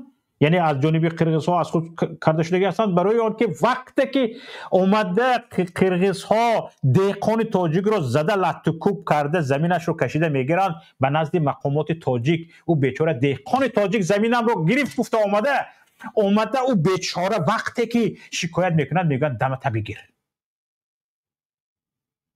شما همین خیلی کردگی هستیتون. رفته آش پلاب خورده زمین کم یک دهقان دو دهقان زمینش داده اومده 211,000 گکتار کردگی هستیتون. وگرنه مالت جغزد جانت جغزد. همین دهقان تاجیک مرده سال به سال یک درخت زردالو میشنوند بعد 5 سال 6 سال بعد از 10 سال حاصل میدهد و با فایده میدراید.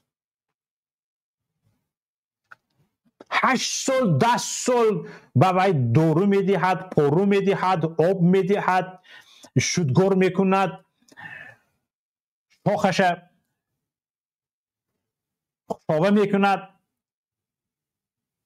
زمینش کشیده میگیرد و به شما اومده شکایت نمیکند که همین باغ من مهنت کرده بودم قرقیز کشیده گرفت، خواهش یاردم کنیتون همین باغم گشته به من بیاید. نمیگوید. گفتگی نیست به شما، گفتگی است. شکایت کردگی نیست به شما، شکایت کردگی است. شما چیکار کردگی؟ دمت بگیر، زدگی کوفتگی دهقانه. 10 ها معلومات دارم من.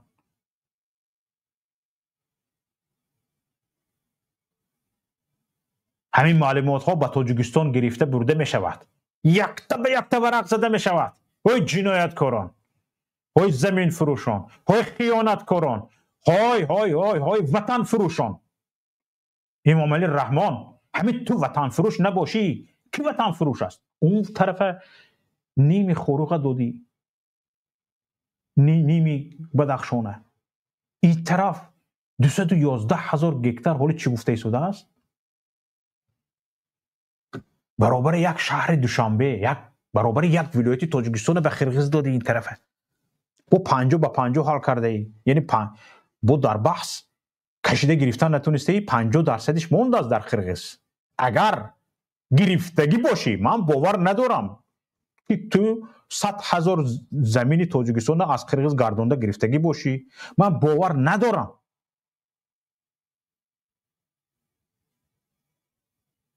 های مردم، او دهقان بیچاره تاجیک، او دهقان بیچاره ورخی، او بیچاره دهقان سوخی و چارکوهی، بیچاره مردمی خیستیورس سالیان سال او به او درخت ها آب داده و پارو داده و دارو داده. اسحاق حلقم قاق گفته خودش نخورده نپوشیده و درخت های خورانده پوشونده. میوهش انتظار بود که یک روز نه یک روز به حاصل میدراید و به درآمد میشود و از دستنگری رها مییابم، از دستنگری نجات مییابم، از رسمی روی نجات مییابم گفتگی بود.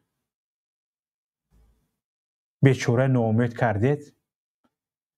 مردمی نزد مرزی، اهالی نزد مرزی در آنشون قلف، از 10 در خانه یک درشه کشودگی نمیابی. همه رفتگیان بررسیه، دادشان گذشتگی نیست، زمیناشون گرفتگیان.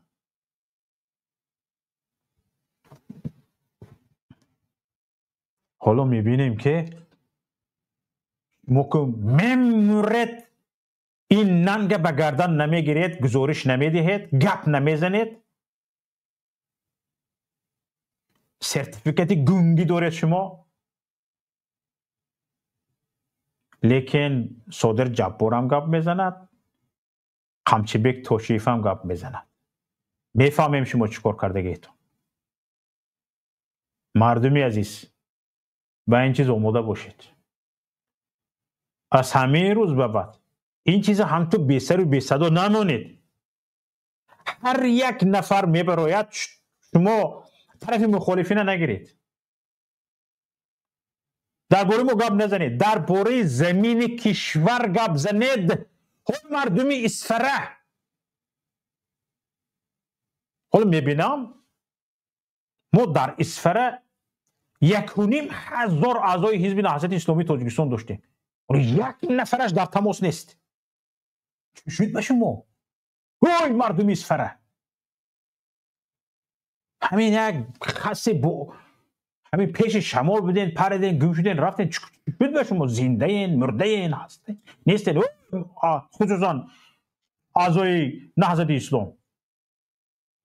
هیئت میشما، اکاها، استادا، دامولاها، شما کجا به شما؟ مرده دو گور خبر نه این چی گپ از خودش؟ 1,500 اعضا داشت حزب نهضت اسلامی تاجیکستان در ناحیه اسفره. یک نفرش در تماس نیست. یک نفرش، یک دونش. چیگه؟ انا همی خیل کردگیتون که شما 66 گکتر زمین برباد فلک شده رفتگی است. های بیتون گپ زنیتون میلش درباره مخالفت گپ نزنین، درباره سیاست گپ نزنین. های زمینت گیر، زمینت طلب کن. از قرقیز طلب نکن، وید به تو نمیتید. از سیمومی یتیموف طلب کن، از امام علی رحمان طلب کن. حقت گیرد جانت میگیرد. همه قبینامو شدیم یا موری مردک میمیری.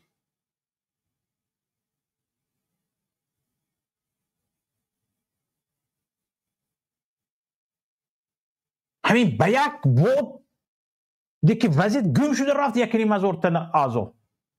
یک تمی همین جوان مردایی ولوله یک تاش نیست.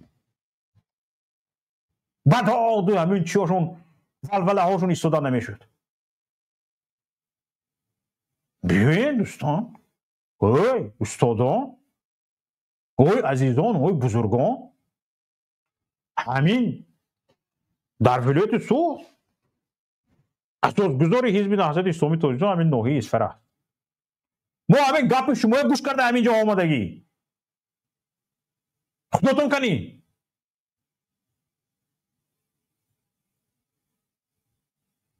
گم شده رفتی دامه درت هم اخم کرده رفتی مایلش به مخالفت نامدی. آخر خونت حفظ کن، اوی درت حفظ کن، زمینت حفظ کن.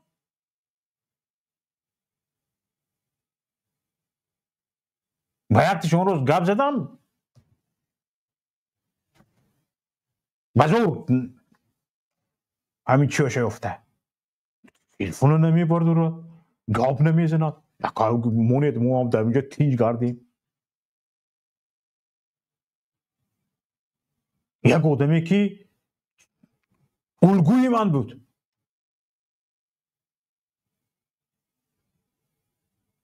مایلش در مخالفت نباش. اوی زمینت حفظ کن، زمین همسایت حفظ کن، زمین خیش تبارت حفظ کن، دیقانت حفظ کن. درم اخم کرده برآمده برفتگی احوال روسیه بینکن. در روسیه سرسان و سرگردانی گجو گریختن نمیدونی از جنگ چند نفرت کشته برده دادن. حاضر چقدر چقدر در همون داچه و پاچه و درونی لیست روز شده گشته ای؟ یک اونگاز خوراک برد میبرد نبرد 2 روز 3 روز گرسنه از ابلا و گریخته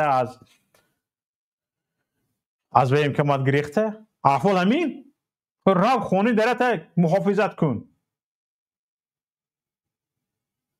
دیقونی تا محافظت کن نخود در وطنت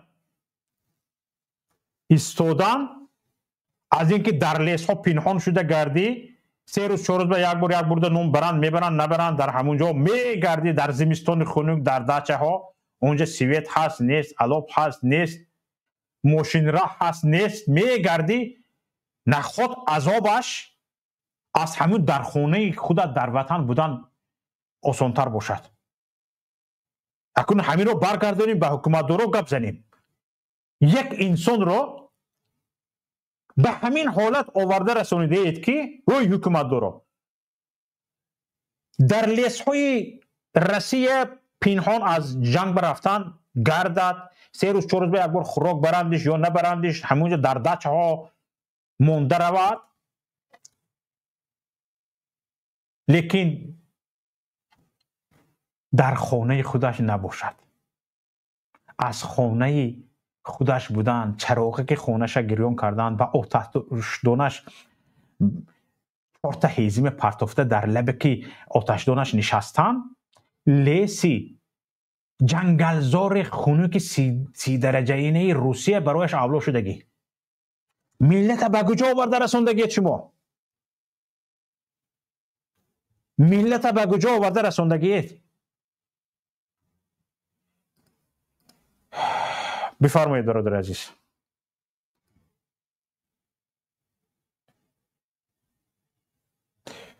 شق شدید به فکرم همین که درست کردید من شما رو بالا میکنم گپ بزنید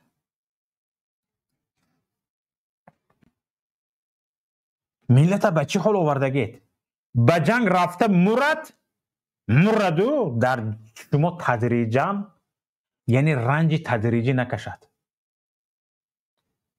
به جنگ اوکراین در خنک های 30 گرادوسه 40 گرادوسه رفته پیشکش شده جنگ کند اولوتر از این که در دست شما زندگی کند مردم رو به همین حال آوردگی هستید شمایی که مردم به همین حال آوردگی هستید همین بیگاه خونتون روید روی زن بچه هاتون چه خیل میبینید شما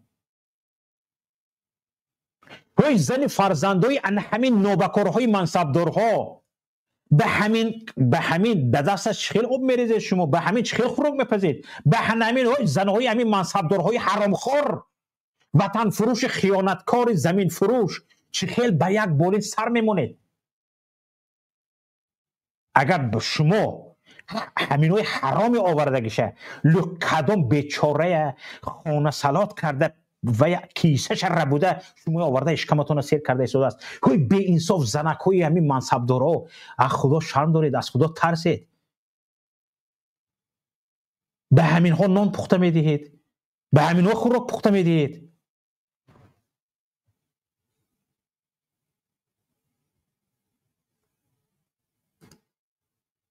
بفرمایید برادر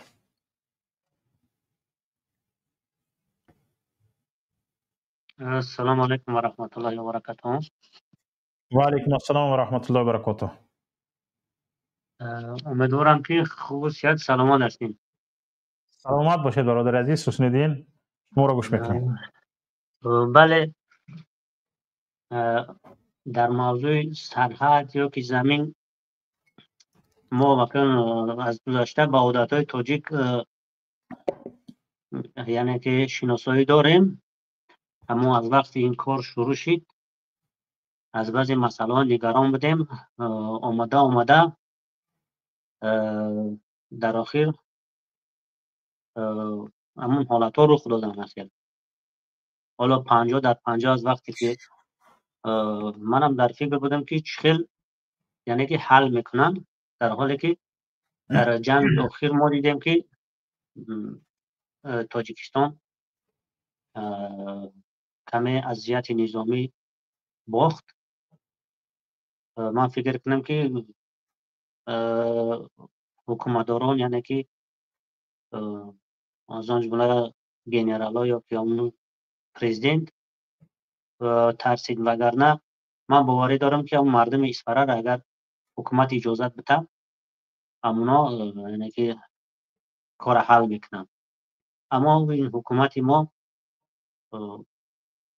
در سر قدرت ما یک مرد نامرد که هست، ولی وقتی ما در کتابا میخونیم که فلان شاه یا که از صبح ترسان چکیش یعنی که باخت، از جان جمله محمد خوارزمشاه را در آمدن مغول، حتی میگه از لشکر از مغول در بسیار بود. اما میگه وقتی که بسیار پادر هوایی گپ میزد، وقتی که شنید که مغول حرکت داره گفت که اعلان کرد که بجای بگه که هم از وطن حمایت نه و کسی میتونه فرار کنه، کسی نمیتونه تسلیم شود. همین گپ گفت و فرار کرد. یعنی که ما با این چیز اونقدر یعنی که با مضمون همه چیز یا که با ریشه همه چیز سرفهم نمیرفتیم. اما امروز وقتی که ما میبینیم با چشم خود میفهمیم که یعنی که گپ در کجا است. از جهت نظامی کم باخت در حال برای گذشت واضح شدم. اما 50-50 من موجین کبیره را صحبتاش گوش کردم، ولی هم دل من آرام نیست. من میترسم که زیاد نباشه. حالا مسئله بوروخ گفتین، مسئله بوروخ در اونجا از گفتی مردم که میگن که چند دهه کرغیز نشین است که در میانه آمدگی هستند و اون کرغیزا فکر نکنم که راضی شوند که از اونجا را ترک کنند. ولی مسئله بوروخ هست، اما در مسئله حالا نگاه کنید هم خطرناک است، هم مسئله جدی است که باید حل کرده شود، چون که در اونجا مردم زندگی میکنن، رفت آمد میشود. اگر که یک سال 2 سال آرام هم باشه با همون جنگا شروع میشوند، چون که اونجا مردم میرن. مثال به مانند یک دشت بیابان کوه نیست که مثال اونجا را گویند که این طرف است و این طرف است، کسی بغیر از چوپانا یا که از حیوانات وحشی کسی نگذره این طرف. خب دیگر ما از اول همون میگم که خواب مونه گفتی گپا دیدگی بودیم که تاجیکستان حتما گذشت میکنه، چون که حکومت ما معلوم است که چه خیلی حکومت داریم. دیگر چی گفتنی هستیم؟ ما فقط ما گفتنی هستیم که مسئولای هستن بیارن خریطه را پیشنهاد کنن تا اینکه مردم ببینن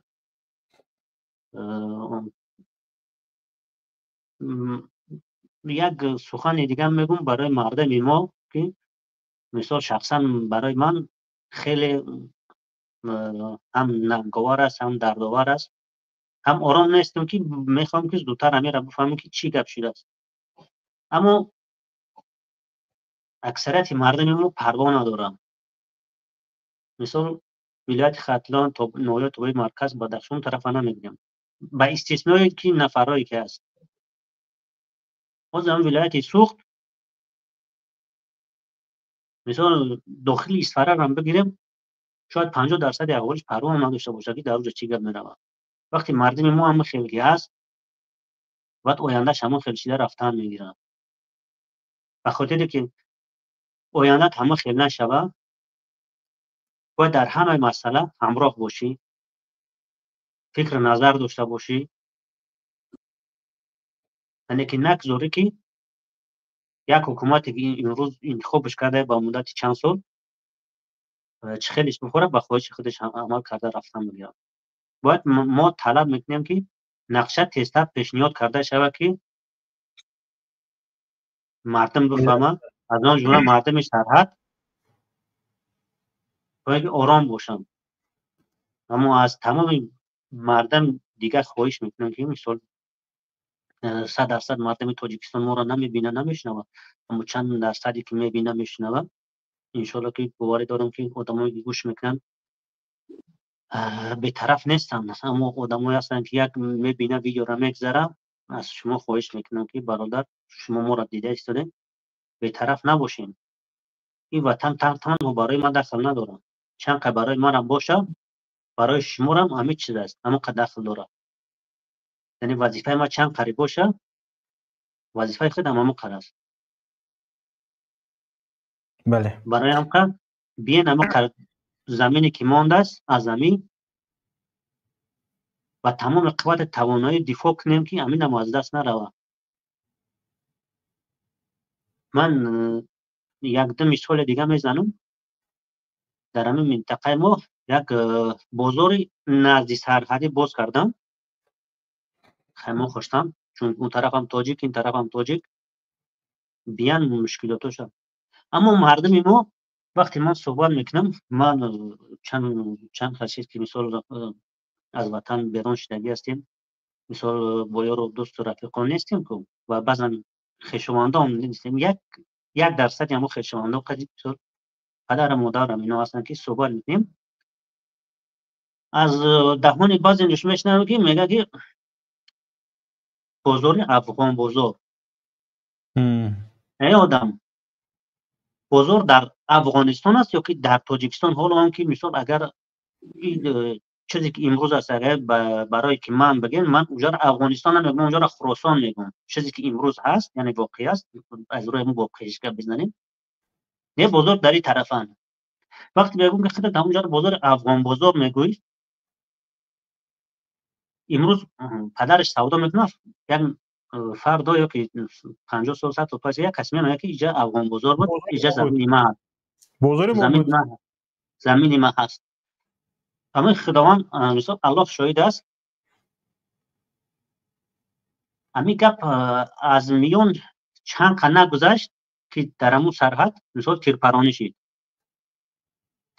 شد در امون کارگرایی که کار میکردن در امون سرحد، اون جایی که باید کانی طلا را کارش بود همراه چینایی سر کردن، در همونجا یک پسر عمه من که یک نفر از تاجیکا تیر خورد، اون پسر عمه من است که زدن، هم مثال پا استخوان میده شدگی است که دیگه او پا مثال از کار بود. مردم ما یعنی که احساس نمیکنه که آیندهش چی میشوه، گرچنده که الان مثال بعضا فرمایش ها باشن نه که اونجا 100% مثال 80% برای همون زمین است که اونجا برای همون نفرایی که مثال از اون طرف سرحد بدن، مثال بسیار جاشون خطرناک است. مثال همین کوه هست، در همین یک جای کوه خونه ساختگی است که در اونجا نگه میکنی زندگی را اگر ببینی باور نمیشه که مردم در هم خیلی جا زندگی میکنن. اونا از همون شرایطی بد مثال این طرف میگذره، این طرف چوب داره، اون طرف کوه همه خاک شدگی هستن، سنگ خاک هستن، چوب ندارن. مثال میگذره از این طرف استفاده نکنن. اونا خواستن که فکر کنن که ترس بتن به ترسانن مردم ها که دیگه اون طرفانه روان که خطرناک است، تو اینکه هم کارشون استفاده بردن. ببین مردم ما در حتی در حرف زدنش باید متوجه باشه، حرف زدن متوجه باشه که نگه که زمین خودش به یک کسی یک نام نادرست بمونه که یک نام نادرست نگه فردا درد سر شوه. اما مردم ما افسوس که بے پروا هست، خیلی شورش صحبت کردن میگیره، آیندهش فکر نمیکنه. بله ما کی بدیم امروز کی شدیم، یعنی ما کی بدیم امروز کی شدیم. حالا مثال بعضی نفران میگه که مثال خوب است همسایگی خوب است، اما من نه اینکه از بس قرقیزستان کم زمین اگر شخصا ما فکر ما باشه اونجا چیه، ما وادی فرغانه را کلان طلب دارم. اگر که قوت توان داشته باشم ما وادی فرغانه را کلان طلب میکنم. او 4-5 گکتار زمین یا که اون یک ناحیه ولایت نه، وادی فرغانه را کلان طلب میکنم، چون اونجا مال حلالی ما است. یعنی تاجیکا اول اونجا ساختن، دیگر نفرام با زوری گرفتم، زوری ما که اومد جرا ما زده میگیرم، شخصا فکر خودم.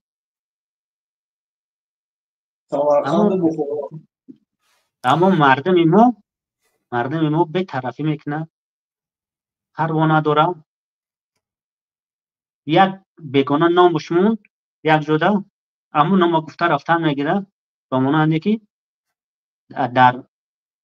در همین فلسطین هم میگه که یک یهودی چیکار میکرد، میرفت یک واگن یک دشت زمین پرتو یک سال میستاد، 2 سال میستاد، نگه میکرد هیچ که فلسطینی پروا نداره. بعد میومد پرچمش میزد، کار سر میکرد. وقتی مردم فلسطین عقلش به سر زد، الکی دیر شد. امروز ببینید که در چه شرایط هستن.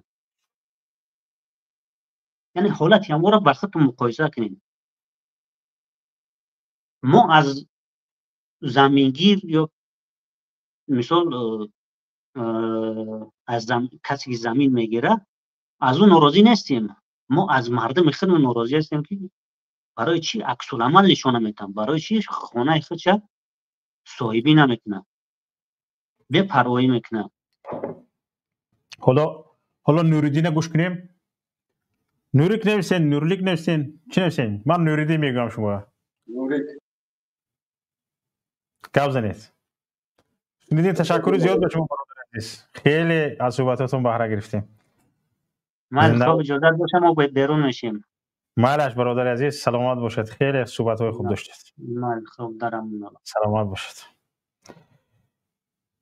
نوریک بفرمایید. اگر شما خوب هستید. شکر. شما رو گوش میکنیم.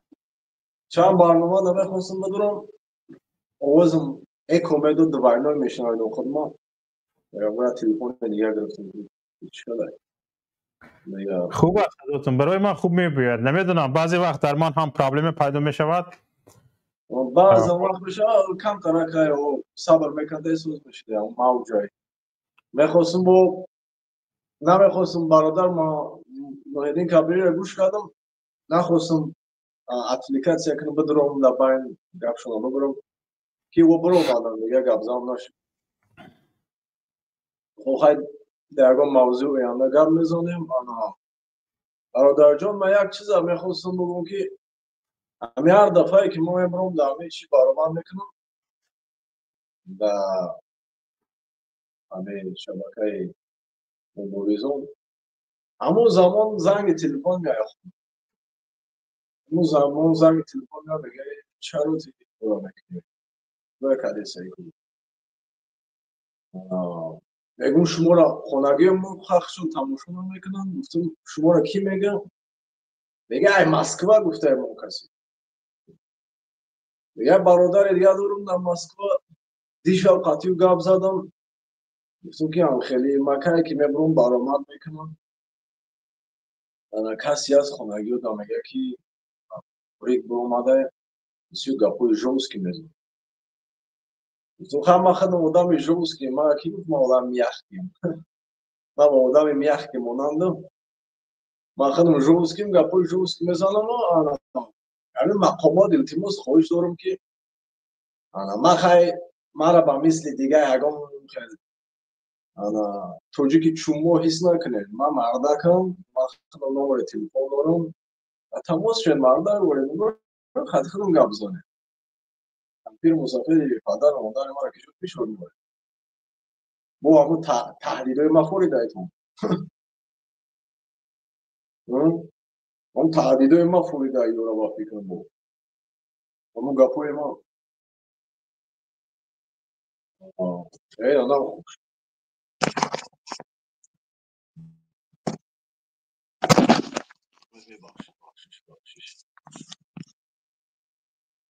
خب میبخشین اما فول اکرانش کنیم بشه.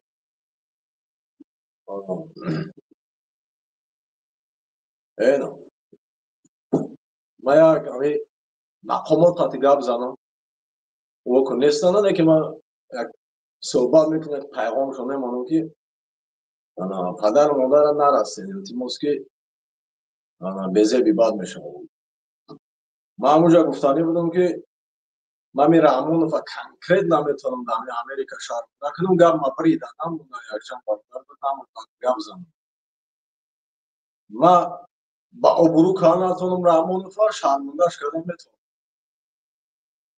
حالا مقامات التماس من نمره تلفن دارم خدم دا بروی پدر مادر دا کور نگیم من سرم دا گوش نمیکنم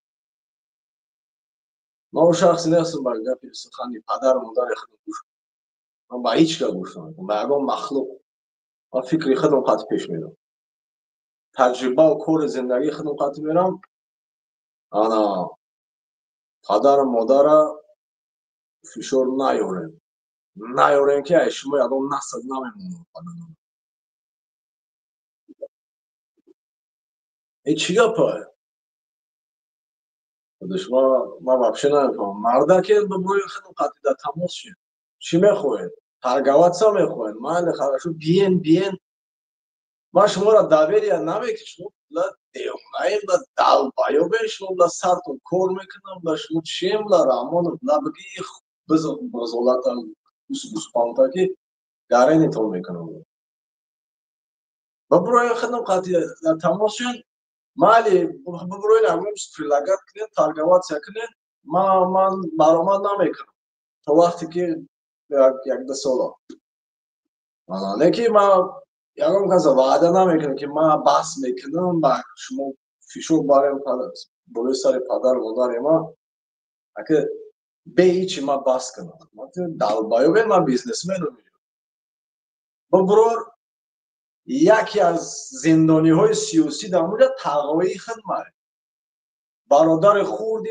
مادر ماست تقوی من که مرا کلام کرده روحیدین سفر روحیدین سفر نام سال تولدش خود رو مکنه 78 یا مرده که خط پسته که سب سیاه که به چوره به گناهی دنی نو جونه کدام یک سو گذرانده ای همین مبارزه دا انا گرفتن بردن پرپیچونش کردن باید بناموسی یا خلقی بناموسی بچه خاله دارم که با دل خود KGB که کنش خر گفتی گپو تجاوز کنم او حرام با ما سوم دادیم که تغر نجات بده پول خودش گرفته تغر با بود خودش بود بادسته که او را گفتن که باید کنه حکومت خشت اولش مبارز نباشد کی میشه نباشه این چیز دل بیاست که خلاص ما گفتنی هستم که اگر بخواید من مقامات رحمان و دعویری کنم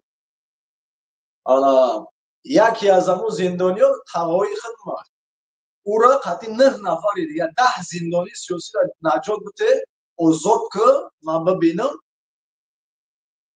من میام تاجیکستان میام من نمیترسم من مخلوق من لوبوی در شطا میزم لوبوی میبرومانی در پیش تشکر برادر عزیز تشکر زیاد میگم تشکر زیاد سلامت باشید با گم مبون نکردم خوش میکنم فقط زودتر تمامش کنید یک دقیقه دیگه فرصت و خیلی گفتانیم که خونه فشار رو وردیسن گپ زدن نمیشه بارومت کردن نمیشه همه گپ دهی باش نیم مقامات فشار وردیسن خونه زنگ زدیسن که نکه کارچی نم خیلی گپ چای ما گفتانیم که مقامات که من نمبر تلفن دارم اما خونگی رو بگید میتند ببروین علاقه کنین قطعی مخدوم گپ زنین فشار نیارین خونگی دا بعد شما را دعویری کردن نمیشه این مقامات یکم از دعویری نکنه بیا نگین شما میدونین که یکم از دعویری اتون نمیکنن اگر شما را دعویری کردنی باشن که یکم زندانی را آزاد کنین ما ببینیم که آزاد کنین تقوی خودم بگناه آزاد کنین ما ببینم مالی نمیکنم برامت میام تاجیکستان خواب میکنم نه که ما بدون شما نمیکنین مرغین ها تماشا کنیم ما تعلیم نمیکنم عملی میکنم اول این نوحیه همدانی سر میکنم بریزارم نوحیه همدانی گرفتم میشوم بعد دیگر سلامت باشید برادر عزیز تشکر زیاد به شما سلامت باشید زنده باشید دوستان عزیز اقربه که ساعت هم به پایان یافتن برنامه ما اشاره میکند. به هر حال چند گفتنی هست که باید در آخر بگویم. تماشابینان عزیز، هموطنان گرامی، حالا اینجا من گریه میکنم، ناله میکنم، داد میزنم، فریاد میزنم از اینجا ایستاده. هرچی میگویم شاید تاثیرش کمتر از آن باشد که یک صاحب زمین رود در سر زمینش بشیند، میپرونند، میزنند، میکوبند، بگوید که این زمین زمین من برای قطع لایموت هم انمین زمین رو زمین کردگی هستم. انمین انگریزه هایش رو گرفته زمین کارم کردگی هستم. از این پرتاثیرتر کار نیست دوستان عزیز. یگان دیدید، حالا حسابش گفتیم، من باور ندارم که 100,000 گکتر نه، همین صمیمی نیتی می 10,000 گکتر زمین حل کردگی نیست. خب باور کنید خونه 10,000 گکتر زمین حل کردگی نیست. همین اونا نمیریم میبینیم 86,000 گکتر ناحیه بابا جان غفورов، 80 چند هزار گکتر ناحیه اسفره، 10,000 گکتر با یک جای دیگر. همه اینها نیمش برگشته نیست در کار. اقلا 60,000 گکتر می 30,000 گکتر در ناحیه اسفره گشتگی باشد، 86,000 گکتر می 43,000 گکتر در ناحیه بابا جان غفورov با تاجیکستان برگشتگی باشد. باید این رو دیده شود. مسئله قتل کشتار در ناحیه بابا جان غفورov. وای مردم، حالا استاد محیدین کبیری به یک چیز اشاره کردن. همین یک کس پرالیش میشه، دست پایش اکور میموند، یک بسقنچه هست، میگه یک ملتاک دکتری هست، همین خیر، همین به سر زانویش میزنن، به پوخویش میزنن، سخت میزنن، میبینن که پو یگون چیز کرده ایستاده است یا نه، یگون درد ایست میکند یا نه، یا سوزن میگیرند و به بدنش میزنند، داد کرد گفته چی میکند. اقلا یک سوزن به بدنتون زند چقدر درد میکشن. بنی آدم از او یک دیگرن که در آفرینش زیاد جوهرن. این گپ کجا شد؟ مرده برفته ایستادت همسایت دمت نمیبراید. وی مردم بزغاله نه، آدم مرد.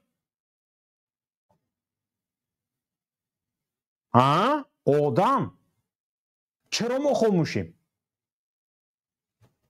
وقتی که در یک عائله با 4 فرزندش زن و شوهر میمیرند، نمیمیرند، کشته میشن، وزیر کارهای داخلی اومده در خونهش پلتکه نمیزند، در خونه فوتیدگی از او خونه پلتکه نمیزند تا جنایتکار نیابم از اینجا نمیرم گفته. وای وزیر کارهای داخلی نه، وای پاپشک، وای ملخک، وای و رئیس کمیته امنیت ملی اومده پلتکه نمیزند به مرکز شهر کنی بودم، تو جنایتکار نیابم نمیروم گفته، از اینجا نمیروم گفته. وای رئیس کمیته دولتی امنیت ملی نه، وای یک آدمی دستش درونی شیمی مردکا تمام همین قدر است. همین طول چند سالی همین کمیته دولتی امنیت ملی رو سربری کردنش همین قدر دستاورد دارد. دست به درونی شیمی بریوک مردکا دست یافتگی، راه یافتگی. چی میگن این خیلی آدمایه؟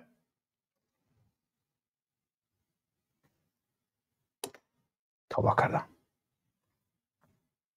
همین قدر چی دارد؟ دستاورد دارد این آدم. نگاه کن سیمومین یتیمف مسئله بحث مرزی بخته سودی امنیت تامین نکردی، امنیت ملی رو تامین نکردی، امنیت مرزی تامین نیست که علف میخوری. دو آستینت ببور برا همین سرای که قله های فرخار طرف افغانستان همین آستین های بریدگی که نگاه کنی داد گو ببودی جانت سر خم کرده رفتی کو. مسئله پناهندگی دادن طالبان یکان خواهش کرده موندیمی یا نه کجا میگریزی؟ یکان غمت خورده موندیمی این خیانت ها بک خیلی جومیتی وطن و بدنت نمیگونجد این به این خیانت ها جوابگری کردن.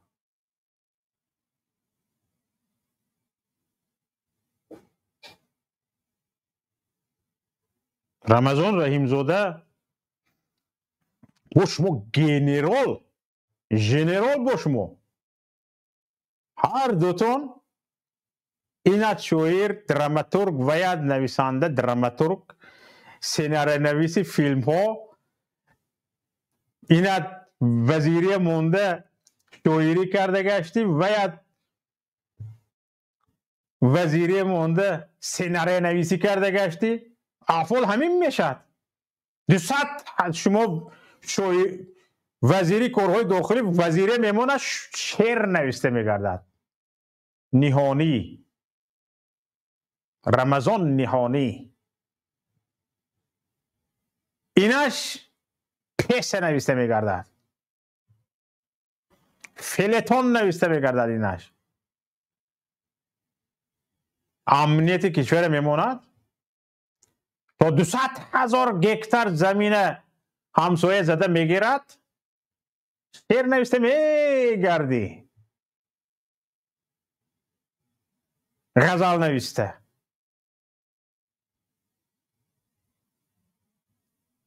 کتاب نوشته میگردین پروفسور شده دکتر شده اوی وظیفه انتظامی است وظیفه ایجادکاری نیست.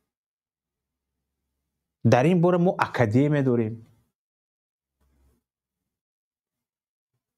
خیر در وقتهای خالی قانونا اجازت داری او تو در وظیفه قانونیت ناموفقی بغیر از دستت درون شیمی مردکا درون ترسوک مردکا دیگه هیچی کارنده نیستی.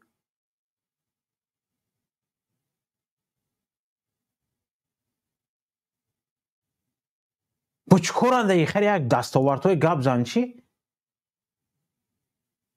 من حیران که همین هر دو انمین پاپوشک چی دستاورد دارد که در اطراف امام علی خیلی امام علی رحمت چی دستاورد دارد که من به همین شماها همین یزوه ملت شما یزوه ملت به خاطر نفس بدتان شده ملت در عذاب مانده به 4 طرف دنیا پراکنده کرده سرسان و سرگردان سرسری خوار و رودکشار کرده دستنگری بیگانگان کرده دست پیشی بری خارجی ها کرده ملت را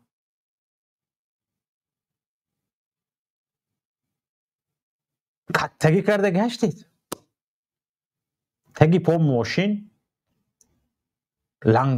رنگ کروزی رو رنج روی رو نمیدونم پول کجا رفته شما به این با معاش دولتی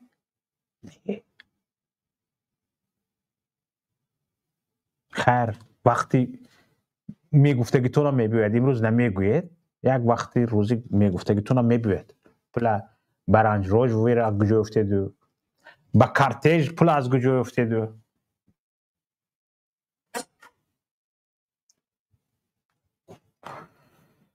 خوب همین بود دوستان عزیز برنامه امروزه. انشالله که امیدواریم در برنامه‌های دیگر زنده و سلامت باشیم، با هم وا میخوریم. یکایک شما را به الله پاک میسپارم. خدا کند که با سر بلند